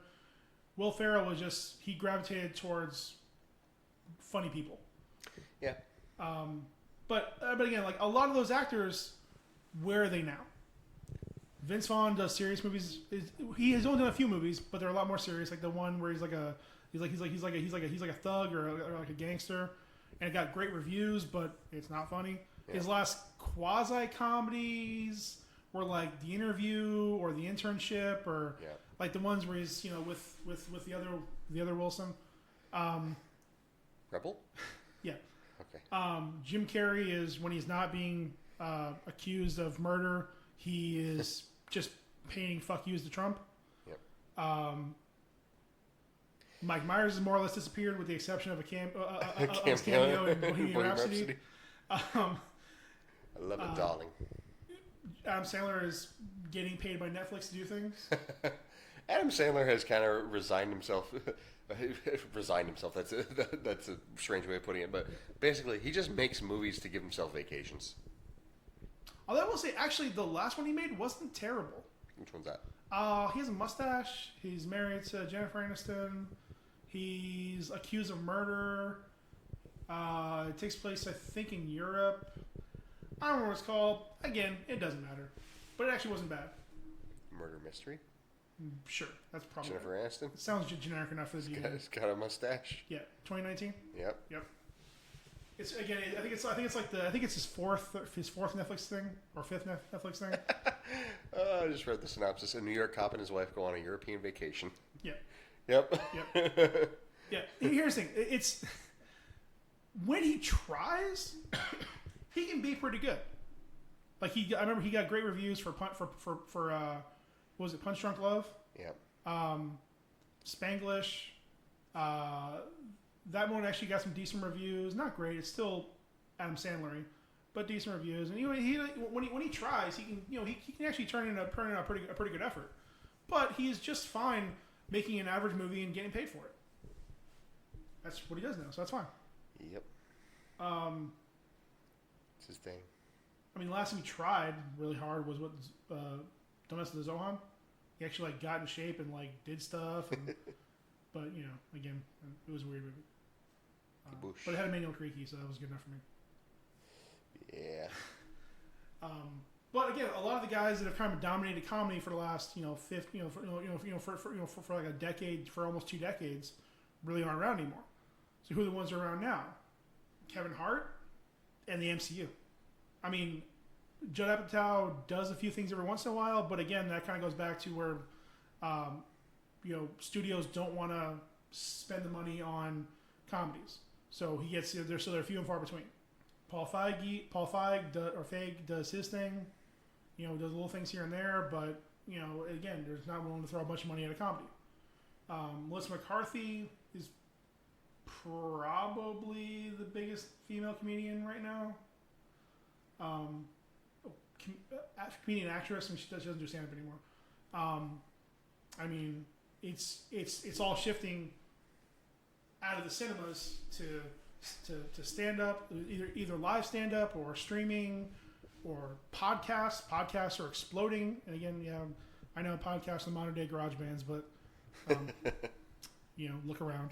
Y'all didn't want to learn any instruments. We're self-aware. Yeah. Well, yeah, I didn't want to. Sorry. You can be a one-man band. That's why I learned so many. They call me one night. But the reason we bring this up, I think, is the MCU, while it's been solid for a long time, really didn't destroy Hollywood or take over Hollywood until Phase 3. Yeah. Civil War. When Civil War came out, that was the beginning of Phase 3. We talked about this in another podcast. Just came out. I don't know. Whenever it came out. I don't know when it came out. It doesn't matter when it came out. Came out when it came out. Yeah, word. That one started. So Phase 3 starts off an 11-movie run over 3 years. Wait, 2016, 17, 18. Sorry, over 4 years, 11 movies, like a lot of billions of dollars. I think $11 billion, 12. A lot of. I found the number. All the money. Yeah, I found the number at one point. I forget it. It was several billions of dollars, and that was even before I think Endgame came out. I figured that number out. Yep. So add another 5 to it. Spider-Man was at that time was still part of the MCU. Hashtags here. So in that time, and look at the movies that are in there. We're looking at Civil War. So we're looking at Civil War. Again, while it isn't the funniest of all of them, it has its hits here and there. And again, it was a lot more serious focusing movie. Yeah. But little droplets here and there. And then Doctor Strange, a little bit more psychedelic. Yeah. But still had a lot of opportunities for comedy. Probably would have had more if Thumbelina Cumberswing was a more traditional comedian. Like again, like if this was 15 years ago, they probably would have had Hugh Laurie be Doctor Strange. Wouldn't that be something? And he was a comedian at one point. He was in one of the some pretty big BBC comedies. Yep. British Broadcasting Company, not the other BBC. But 2017. So 2017. Ain't nothing funny about those. So 2017, I think I mentioned earlier, market share drops to 7% of total of total revenue. Only 87 million tickets sold, 94 million, 67 million. Granted, still a lot of millions, but less than half what they did in 2016. Yep. And this is going back to, and again, looking at like 2000, they sold 275,000 tickets.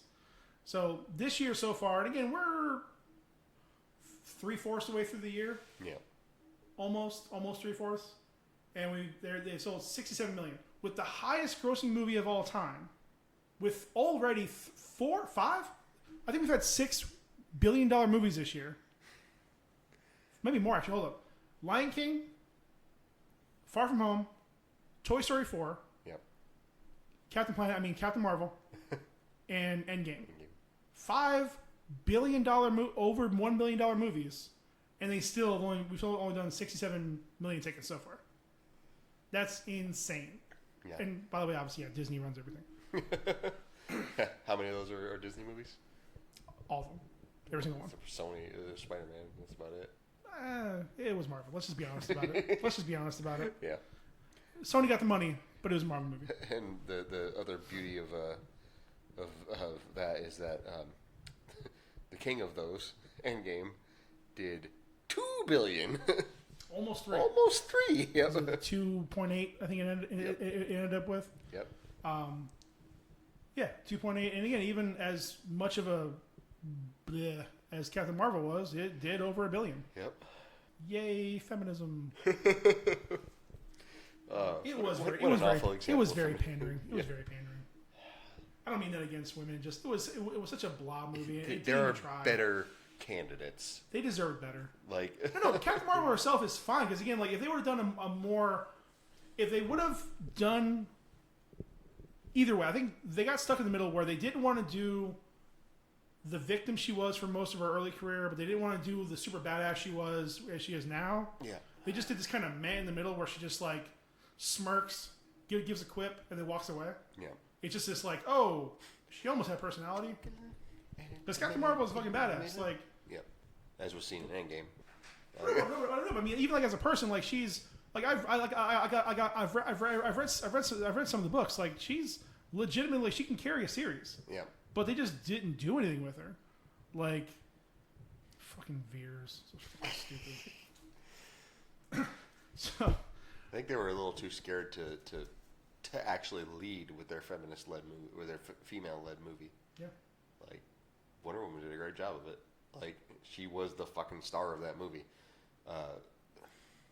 I would say that in Captain Marvel, she was the protagonist, but I almost would give the star to either Nick, Sam Jackson or your boy Ben Mendelsohn, because they were better, more interesting characters, more fun to watch. Yeah, like she just, like you said, was there. She smirked. She turned around. Yeah, she got as much character development as Monica Rambeau. Yeah, who was in there for 5 minutes. The less than half the movie. And yeah, it just wasn't like it. I fell asleep. Is it? That's a discussion for another movie. That's a discussion for another podcast. Yep.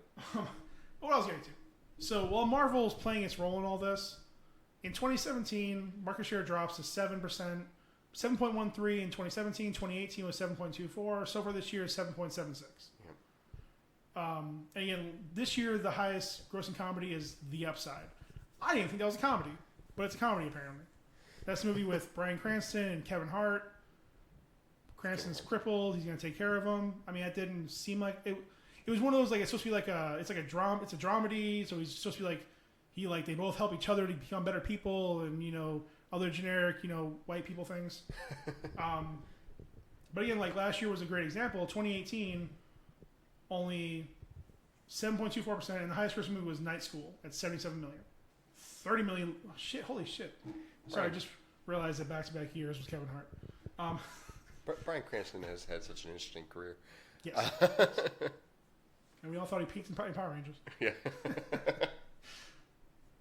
until he got in his underwear. Malcolm in the middle.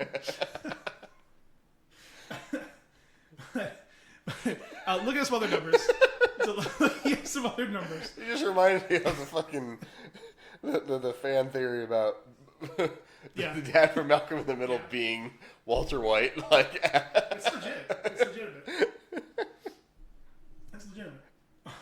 So I went to full nerd mode and I graphed. Yeah, graphed. I graphed kids without a calculator or computer or an app. So looking at from 1996. Used a sextant. From 1990, yeah, I did. From 1996 all the way up through 2018. Just looking at, because again, this year isn't complete yet, so I'm not going to use this year's numbers. You know, it'll be too many anomalies. Graphing two factors. The number of tickets sold in millions, and looking at also the millions of dollars grossed. I say gross. Right as you burp. I'm sorry. I went full Gross. Sanchez. I went full Sanchez. Sorry, guys. This is number of millions. And again, these numbers are. Oh, jeez, Rick. And again, these numbers are only domestic. There's only numbers I can find at the time. I'm going by this. I'm not gonna try to go through a bunch of other aggregated sites. Trying to figure out total worldwide gross. Just looking at this, every year, almost every year, there's been a few years where it's dipped down from the previous year. Probably the most dramatic dip was in 2005. 2005, which was the year of Wedding Crashers, funny enough, which when it had its biggest, its second biggest market share, it dropped. Number of tickets sold dropped a wee bit. I'm sorry, my apologies. Revenue dropped a wee bit, and ticket sales dropped a lot. But from at that, funny enough, actually from that year on, it was a positive trend in movie sales. All right, so from 2005 on, more like, again, little blips here and there, but total gross keeps going up. Now, part of that obviously is just inflation. Part of that is more people going. But in 2005, they did $1.3 billion in tickets. And in that particular year, there were 547 movies. Probably in the mean. It wasn't the most movies in a year, because again, that was last year was like 879. And again, we talked before, there was only like 400 movies back in or 480 movies back in 2002. But on that point, like actually the year before, 2004, tickets sold drop every single year, with actually 4 spikes, which is kind of weird. 2009, the second year of the MCU, maybe there's a little bit from Hulk. It wasn't a big year for Marvel. No. That doesn't matter. I'm getting off topic at this point. Go back to my other points. Why must I cry? Anyways, so movies. So money goes up as it does. It peaks in 2018. Well, prior to this year, so we'll see how this year ends up. 2018, they end with nearly $12 billion in total gross in movie sales, just domestic. And again, like four of that, like 4.5 of that was just Marvel. And again, maybe some of the movies would have done bigger, some other ones would have done something different. Actually, sidebar while I'm on this point, Shazam. A lot of comedy in there, a lot of horror. It was a confusing movie, but still pretty good. Mm-hmm. Probably top 3 DC Worlds of DC movie. Yeah. Still a big fan of Wonder Woman.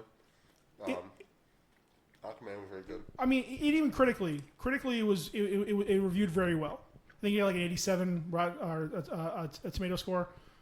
It only made over $300 million. You know why? Because it came out between Deadpool and Infinity War. Yeah. It had no chance. No, wait. It came out this year. Yeah. Endgame. Captain Marvel. Yeah, Captain Marvel and well, it came out 3 weeks before Endgame. Mm-hmm. It had no chance of making money. No chance. Which is a shame, because that actually was a really good movie. Even the specific time frame in and of itself, it came out in, was it February? No, 3 weeks before Endgame. When did Endgame come out? May? April. So it was March. Like, that's not really a great time for movies to come out. Well, nothing within a month either way of a Marvel movie is a good time for a movie to come out. Yeah. I don't think March is a particularly weak time, because there's not a whole lot going on. Like February is a busy month with a lot of holidays, a lot of things. But again, Marvel has released a movie the last 2 years in that time frame. And then in 2016, they released Deadpool and it made $500 million. In March, they traditionally haven't, but there's no reason to say it couldn't.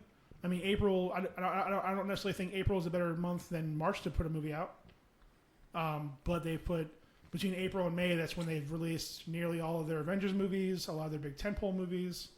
But again, I don't know, that's my look at that. But I just wanted to talk about Shazam because I felt bad for it. Mess of a movie, but it was damn good. Yeah. And again, ticket sales keep dropping every single year because they don't need to go anymore. And again, I think 2009 was when it had its 2009 is when it starts having its biggest drops, and that was right about when Netflix starts blowing up. Yep. I mean, they're still doing physical discs and streaming. They're getting a lot better on. Streaming is becoming a lot more acceptable way to view things. People are starting to understand it better. It's becoming a lot more available, accessible. The level of broadband is able to accommodate it. Yeah. So it's not surprising that movies start going down. And again, this is movie tickets are dropping even while Marvel is exploding. Even while Marvel is making all the movies. But 2017 especially was a bad year for comedies. Do you know what Marvel movies came out that year?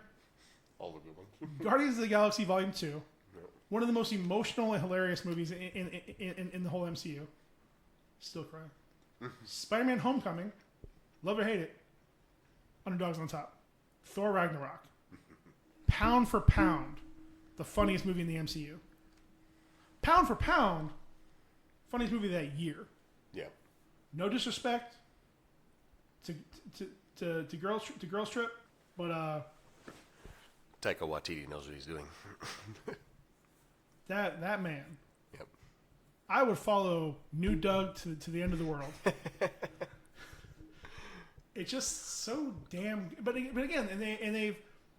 While I think it's its greatest strength and one of its biggest Achilles heels, that they do undercut a lot of their moments to throw comedy in there. Yeah. It's fucking worked. I can't even be mad about it because it's fucking worked. Like, yeah, could they've had a lot more emotional moments, a lot more powerful moments without it? Yeah, they could have. But they also might not have made $80 billion. Even like some of the emotional moments combined with comedy in its own very well. Like when he's having the vision of Odin and he's, are you the god of hammers? Like, that's a funny joke and it's an emotional moment and it works great together. Like, that is you got your chocolate and my peanut butter right there. It follows the humor and it allows for something to be, semi-serious. And it's during an action moment. Like, it's a break in the action, but it is during the action moment when he's fighting Hela. It's good shit. Yeah. These guys know what they're doing, and that's again why I think a lot of what's contributed to the not fall, but like the lowering of the importance of comedy movies is because you're getting these things in your movies, like your Marvel movies, all together. And like you were talking about, you don't have to wait 90 minutes for the joke to be told. Like, it can hit home like that. And then you can move on, see a cool action set piece, get some dramatic moments between two characters whose relationships you care about, or however many characters that are involved, and then cap it off with another joke, et cetera, et cetera. Go back and forth between all this, and you could have a full-on roller coaster of emotions and everything just from watching your 90-minute, 2-hour, or if you're in game, 3-hour movie. And pay your $15 and fully enjoy the night, the moment. Mm-hmm. And it's and again, it's I really don't mean this whole podcast to become an I Heart You 3000 to Marvel, but like all their movies, they find a great way. They find a great way to throw in so many different modes into one movie. Mm-hmm. They're throwing comedy. They're throwing they don't rely nearly as much as they used to on like relationships or love stories. Again, relationships. I'm sorry about relationships. Yes, but not love. Not the traditional love story like boy and girl or heavily girl and girl. featured in Spider-Man's. And then, yes, God. Yep. Man, I think that's why the Sony, the latest ones, the Marvel Spider-Mans have been kind of so much better. Like, it's because they just let him be Spider-Man. Yep. Who would have thought? Yeah. Whereas, like, here's the thing. It makes sense in the Sam Raimi movies because of the fact that the relationship between him and Mary Jane, the importance of it, the fact that they've been married for 30 years before Brand New Day or whatever, and that they were such a power couple in the comics. I get that you have to put them together like that, and a big reason of why people liked it is because he faced relationship turmoils. But I think the reason that the Gwen Stacy Peter Parker dynamic failed so much in the Amazing Spider-Man movies is because the outcome was already determined and they were already trying to get to that outcome, and it's like they're trying to tell a story of failed lovers or destined to fail lovers while not really building those stakes very well.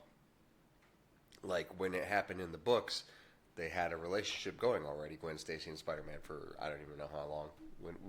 When did Gwen Stacy die? It was probably about 10 years or so.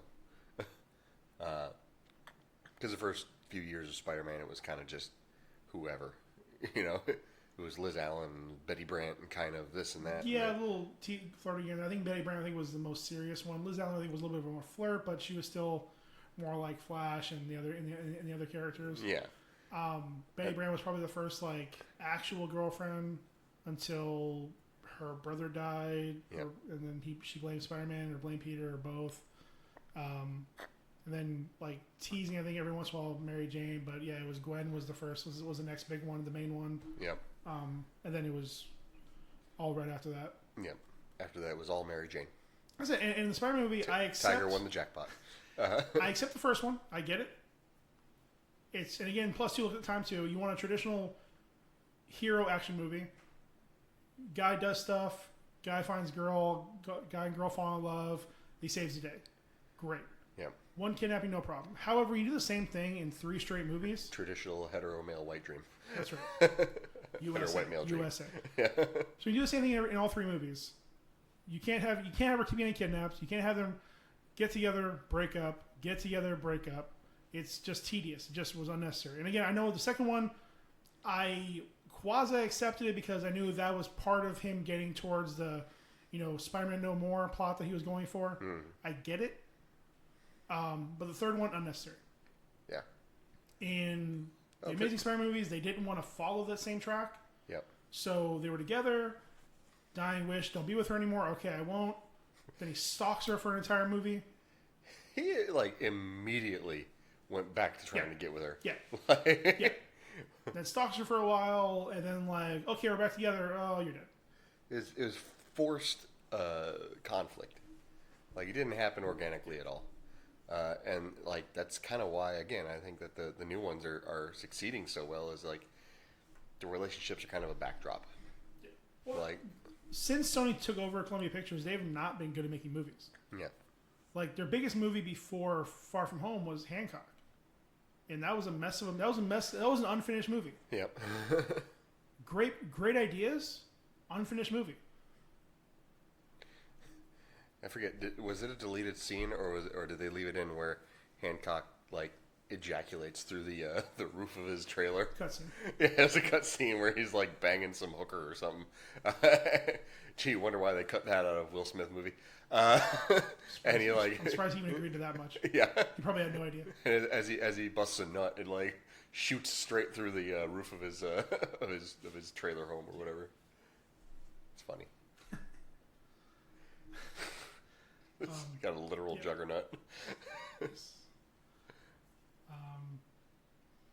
But yeah, they have done a great job, and again, I think this is getting to what got us starting this whole idea for this podcast. This particular episode was we both saw the episode of Wisecrack. We're doing a podcast. I forgot we're doing a podcast. Yeah. It's so organic. Yeah. We're so good at this. God, we're so good. We should have so many more followers than Sean. This is gonna last forever. Oh man, just don't jinx it. So we goddamn. See, that time it was intentional. Son of a bitch. What did I just say? Poopity scoop. Talking about how much you love butt stuff. Poopity scoop. Yeah. Whoopity scoop. Love butt stuff. Whoopity scoop poop. First of all, who doesn't love the good old finger? Anywho, that's a little bit about me. Just tip. Modes. So we had both watched independently, no homo, an episode from Wisecrack. We're not stealing their idea. We just it got us talking about this conversation. Heavily influenced for sure. Yes, heavily influenced. Yes, but not straight stealing. And again, their thesis was that the cinematic comedy has gone from a genre to a mode. So that instead of you going to the movie to watch a bunch of slapstick and a bunch of movies, a plot being there, a plot being a device to present jokes and get you from point A to point B, it's become where now you're just seeing comedy in nearly everything. Yep. Movies aren't afraid, or maybe they're relying on it, maybe they're using it too much, or whatever the issue might be. But comedy has gone from a genre to more of a mode. Granted, there are just straight comedies, but you're much more likely to see a stand-up than you are to see a traditional comedy. Yeah. So the MCU again is a perfect example. Thor Ragnarok, the Spider-Man movie so far, the Guardians of the Galaxy. There's a lot of emotional weight in there. There's a lot of action. There's a lot of death and tragedy and things, but there's still a huge amount of comedy. Some people say there's too much. They're wrong.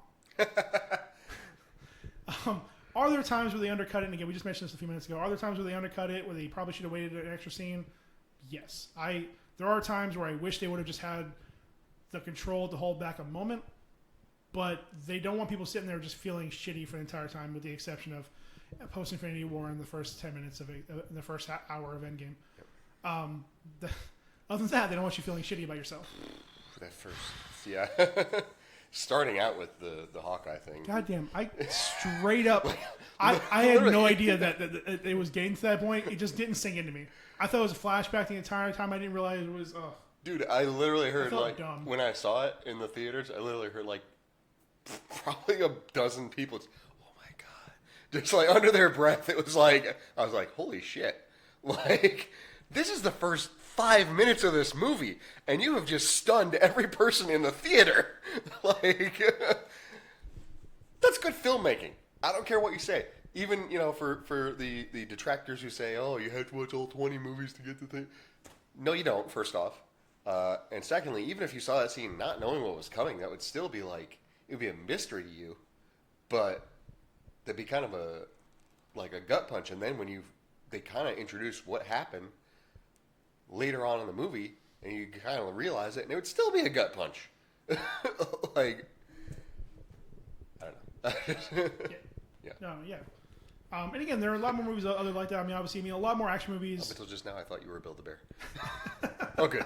Thank God. They're still making jokes. So literally right now. Yeah. But yeah, and again, more movies, and again, like the Rock's movies, as much he's weirdly in the mold of and the antithesis of the Stallone Schwarzenegger era of action heroes. He's super physically imposing, but rarely ever takes himself super seriously. Yep. Again, Central Intelligence, jorts in a fanny pack. Granted, the CG for reading his fat in high school was terrible. Yep. But he still did it. He's a callback to a meme picture of his. So like I said, he's done. He doesn't always have to be the hyper masculine, with the exception of the Fast franchise. Hashtag flex out. Love that moment. Sexual. But that's the point of that, though. Is at that point he. I don't know. It's like I said, and the whole series at this point is just hyper aware of itself. It's not trying to be too serious, just too fast. Too fast, too serious? Yeah. Nice. Slow clap. Yeah, give him every once in a while, guys. Give him every once in a while. Slow clap them cheeks.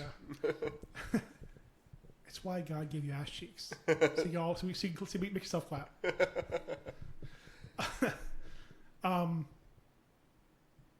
But I mean, every franchise more and more nowadays is throwing in that comedy. Again, I wouldn't even, well, okay, maybe not the new Rambo movie. I haven't seen that. I don't know about that. But the last one, I laughed my fucking ass off the last one. Yeah.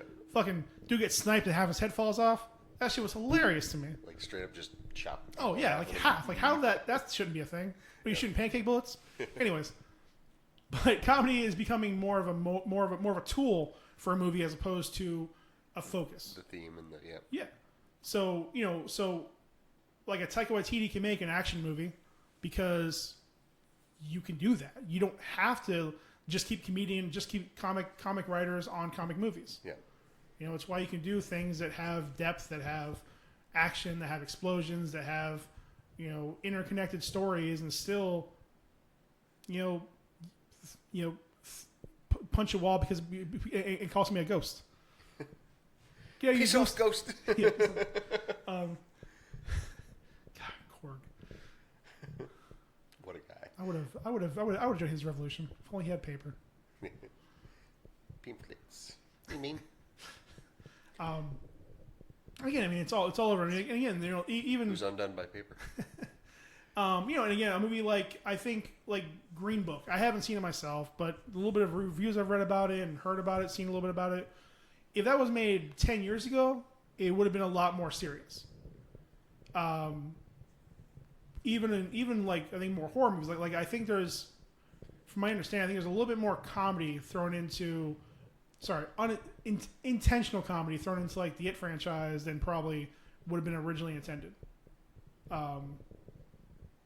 Not that I don't think Stephen King meant it to be funny for there to be a preteen orgy. Yeah, good lord. Yeah. Spoilers? Cocaine's a hell of a drug. Spoilers for the book, not the movie. I'm pretty sure there wasn't an orgy in the movie. Yeah, there wasn't. Oh, I mean, yeah, I don't want that. No.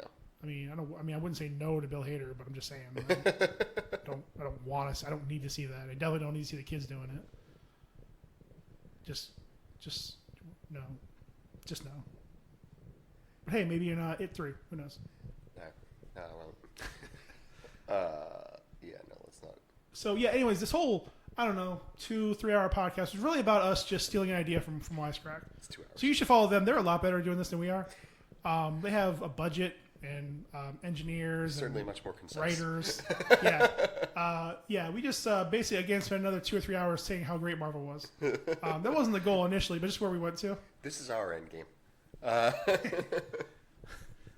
just in length, not in. So comedy isn't dead. It's just shifted. It's pivoted. Pivot. It's pivoted. It's pivoted because you can. It's way easier to make a funny YouTube video than it is to make an action-packed YouTube video. Yeah, well, mostly because After Effects kind of suck. Yeah. So, while Dude may not be perfect, there more people are willing to watch a Dude Perfect video than they are to go watch out a suspect comedy movie. Yeah. Well, again, it doesn't require the investment of money or even money, time. Yeah. Yeah, I mean, and again, most people, and again, I know that a lot of people, again, like yourself, are willing to go to movies by themselves to see something. Yeah. I think beer, so yeah. Yeah, like I think for probably the majority of people, it's more of a social thing. So whether it's with a friend, a family member, ironically, I saw Us by myself. That was before they opened the bar. I had to sneak my booze in. So you grab yourself. Yeah. It didn't really dawn on me until I just said it out loud. But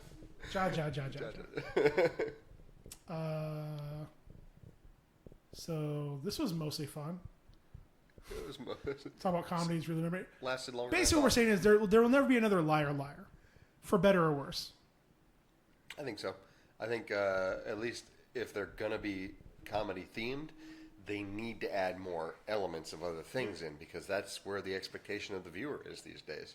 Is that, again, not just because of Marvel and the movies that they made, but I think that Marvel made that formula and perfected that formula to the point where it showed it was possible to have all those aspects in a greater capacity and still be done in a watchable time frame in a 2-hour film, or obviously Endgame being the standout, but Endgame, I think it was intentionally that long.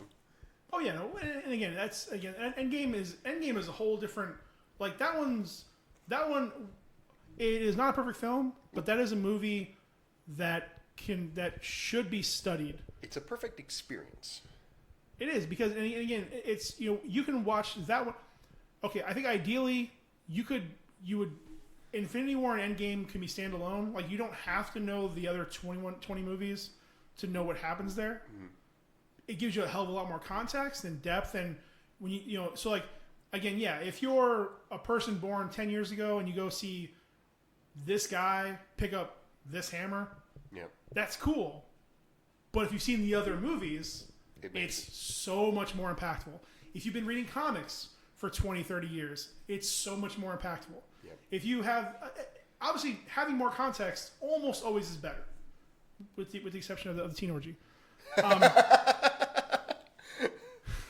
mean, I feel like there was no context in that. Again, cocaine's a hell of a drug, and Stephen King was doing a lot of it in the 80s. And when he wrote that, he was just like, what if, okay, yeah, no. And then if they want to get out of this cave, she's got to fuck all the other guys. Like, and it's just, their editors didn't have the balls to tell him, no, Stephen. Stephen the King. Yeah. You trying to tell me. Listen, nobody's stopping him from wearing the ponytail. Nobody's stopping him from teen orgy. All right? He's like, motherfucker, I made a car scary. Get the fuck out of here. I made a lawnmower scary. Get the fuck out of my face. Oh, man. Yeah. I love Maximum Overdrive. Yes. It is great. I've also realized I have a weird affinity for, oh God. I was just over the top. Over the top? Over the top. I put Over the Top and Maximum Overdrive in the same category. They're just films with over in the title. They're things that shouldn't exist, and have no business being as good as they are. You know what? I could watch fucking Maximum Overdrive today with somebody, and like they could point out all the flaws that I know theoretically exist in it, and I'm just like, no, I accept it. Everything in here is totally fine. Yes, the vending machine fires Coke cans out of the guy at a velocity enough to kill him. I get it. Yeah, the one little kid is able to protect himself from it. Yeah, I get it. Oh yeah, no, there happens to be this Green Goblin faced rig driving around. Yeah, no, that's totally fine. Lisa Simpson in this? Yep, sure. Yeah. I mean, God, if nothing else, show me a better name for a generic 80s character than Lincoln Hawk. God, Stallone was great with names. Lincoln Hawk? Max Power. Oh, man. You don't snuggle with Max Power, you strap in and feel the G's. Man, what a good, bad movie. For those of you not familiar, Over the Top is about arm wrestling for the custody of your child. Hey, actually, he does all the arm wrestling to raise money to fix his truck. Yeah. He's stuck with the kid because the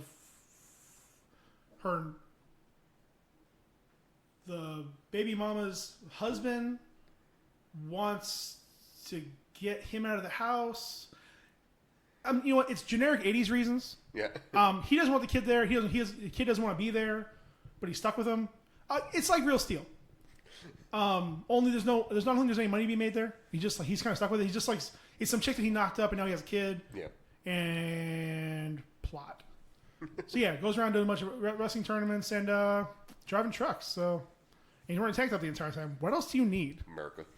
What else do you need? The answer may surprise you. Clickbait. Tune in next time on This Won't Last podcast. Nothing really. I think that was peak silliness for that period. Oh, well, okay. Rambo 3 was ridiculous. Yeah, it's the one that basically ignored everything. Hot Shots Bardou just made fun of like hardcore. I had no idea. Yeah. And again, I'm sorry. Actually, a lot of these points are also stolen from Weekly Planet. What we're saying is we watch a lot of YouTube.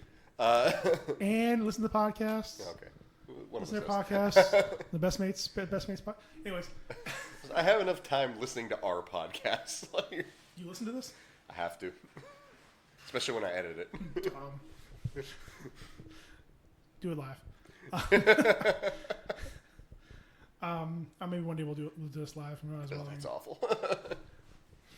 I mean, this more or less was. I mean, a few spots here and there we stopped at, but yeah, no, I'm definitely gonna have to chop some stuff. Yeah, that's fine. Just do a 3-hour podcast. We got this. 2.5-hour podcast. Yeah. It's 2 hours 11. Plus another hour for the Joker thing, probably. Yep. Maybe I don't. We'll see. If he's even still the Joker. Are we going to tack on the Will Ferrell thing? Huh? Are we going to tack on the Will Ferrell thing? No, it's too much now. It's too much. Unless you want to do the comedy thing by yourself. We will at some point. I've been wanting to for a while talk about the once great Will Ferrell. I mean, I think everybody at this point should be fully aware of who he is. Maybe to different degrees. Maybe you don't remember his days on the meatloaf. Maybe you don't remember his days on Saturday Night Live. Or maybe you only remember him as playing Alex Trebek. Maybe you only remember him as playing W. Maybe you only know him as Ron Burgundy, or you only know him as Frank the Tank, or Ricky Bobby, or God, I hope not. To do with my hands. Or where this really came to a point for me. Having to watch anything related to Holmes and Watson. He jumped the shark before. This one, he straight fucks the shark. And the shark fart. Shark fart? Yes, and the shark farts him. Okay, fine. Fuck sharks. Fine. We've done this podcast too long. Fuck sharks him. Okay. I think we found our limit. Okay, to the point where you're like, I remember one time I was at my friend's place. It was myself, friend Josh, here. And I think were you there? I think his buddy from Maryland from Baltimore came down. Baltimore came down. It was like 3 a.m. We were drinking, and we were laughing in the kitchen for like 40 minutes. I think it was, but for literally no reason. Yep. One thing happened. It wasn't a joke. It wasn't a funny thing. Just something happened, and we giggled. 19-year-old men just giggling in a kitchen like at 4 a.m. Schoolgirls. We were older than 19. Oh wait, no. What are you talking about? No, this Josh's. Is a long time. Yeah, Josh's place. Yeah. Because this is before River Reach, so we were 19, maybe 20, but I think 19. Jesus. Just giggling in the kitchen at like 3 or 4 a.m. Just exhausted. We weren't even that drunk. We were just fucking exhausted and just giggling. I was. And just giggling for like 30 or 40 minutes. And we were all aware that we were doing this. Yep. Had no control over it. That's okay. I think we're at right now. That's why I just talked about shucking farts. Fucking sharks. I'm still struggling to say fucking sharks. I still almost said shirts. Shirts. Fucking shirts. Shucky farts. That's gonna be my fucking tombstone now. I think it's gotta be a new thing. All right, you know what? We're done. We're done here. We're done here. Okay, so you know what? That's fine. You know what? Let's take a little break. We'll come back. We'll do a little time travel. We're gonna go see. Is it called Joker or The Joker? I think it's just called Joker. All right, the Joaquin Phoenix vehicle. No, it's not even a vehicle. It's unfair to call it a vehicle. Well, if you're talking about a vehicle, as a vehicle, I would say it's more of a Yeah, it's just called Joker. So, It's more of a what's the guy's name? Why am I drawing a blank on it? this is weird. Okay, so right now, and again, at this physical moment, we haven't watched it yet. Yep. It has a 9.5 on IMDb.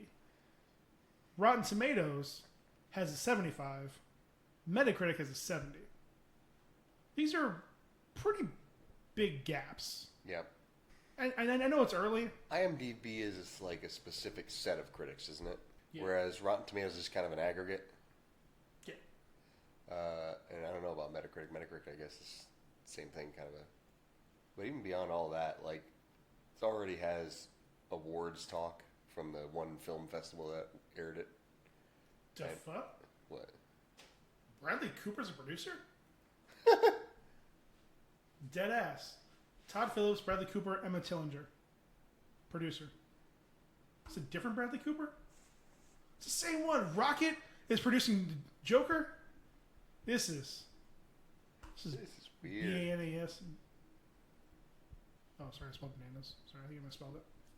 B-A-N-A-N-A-S banana. B-A-N-A-N-A-S banana. Alright, I think singing Gwen Stefani is probably another reason for us to take a break. So I really wanted to mention earlier how much I enjoyed the fact that they used "I'm Just a Girl" during a fight scene in Captain Marvel. Yeah, that was super pandering and demeaning. Okay, I have some. Let me just finish up my notes, make sure I didn't miss anything. So yeah, movies like Deadpool, even like Get Out, like use comedy. Paul took very thorough notes. Look for the picture on Instagram. Hashtag just facts. That's why we call him the fax machine. Oh, I was wrong. 8 out of the top 100 grossing movies were from China. 2 are from this year. Nice. 3 Hangovers. Yeah, and average ticket price really hasn't raised that much, even with all like the hullabaloo for IMAX and 3D and 4D and SpongeBob and all other bullshit.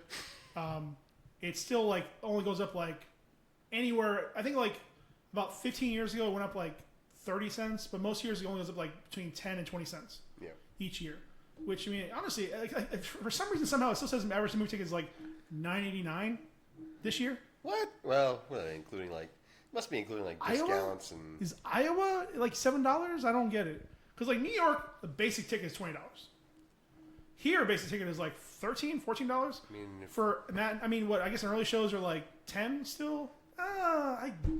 Even still, man, like I don't think we're I know we're. If movie theater tickets are $9 in Iowa, then why would Corey Taylor want to put his fingers into his eyes? Still in Iowa. That's true. You can only see so many movies. No matter how many movies you see, there's still more corn. That's true. With a C. Facts. Don't invest. What happened first? Like, I'm killing this whole research thing and doing it beforehand and having things thought out properly. Killing it. This is we're gonna edit all this out. So we're gonna. I can't think of the last really good comedy, like straight comedy. Like I laughed my ass off for Into the Spider-Verse, Thor Ragnarok, for even Endgame for a lot of shit in there. Yep. I can't remember the last like straight up comedy. I'm just like, this is fucking awesome. Like, I think definitely. I can't say definitely. I think it's going to be a while before we see the next like cult classic come out. Yeah. Let me rephrase that. To theaters, Netflix. I don't think Disney Plus has the balls for it, but Apple Plus may surprise us. Hulu will probably get a few things in there because Hulu will probably be a good avenue for a lot of like Fox Searchlight stuff they don't want to put into theaters but are willing to produce. Hashtag Disney. HBO still throws money at stuff. Sure do. Netflix can still. I think if Netflix can pivot well enough and control themselves, I mean they very well may just be focused entirely on like comedies and weird shit that like they know Disney won't do. Like Disney won't do Altered Carbon. No. Not even on Hulu. I have such mixed feelings about Altered Carbon. But season 2, Anthony Mackie. Nice. My man. Still want that backpack. The fucking backpack was dope. Thank you for listening to This Won't Last podcast. We hope you enjoyed this episode. Keep listening in the future for more episodes, including our take on Joaquin Phoenix's Joker. See you next time. So I take that as a yes. Yeah, I thought we were just checking levels. I was waiting for us killing time for you. Oh, okay. Well, yeah, I'm good on levels now, I think. I'm on my level. Yeah, I'm actually already recording this, but all right, do it. I might chop that up to make it sound a little bit more punchy when we. But I do like the idea of you going on about the Guardians and stuff. It's just weird. Like it was boring. Like it was. This is boring. I was just playing Fortnite by phone the entire time because I was just so bored with it.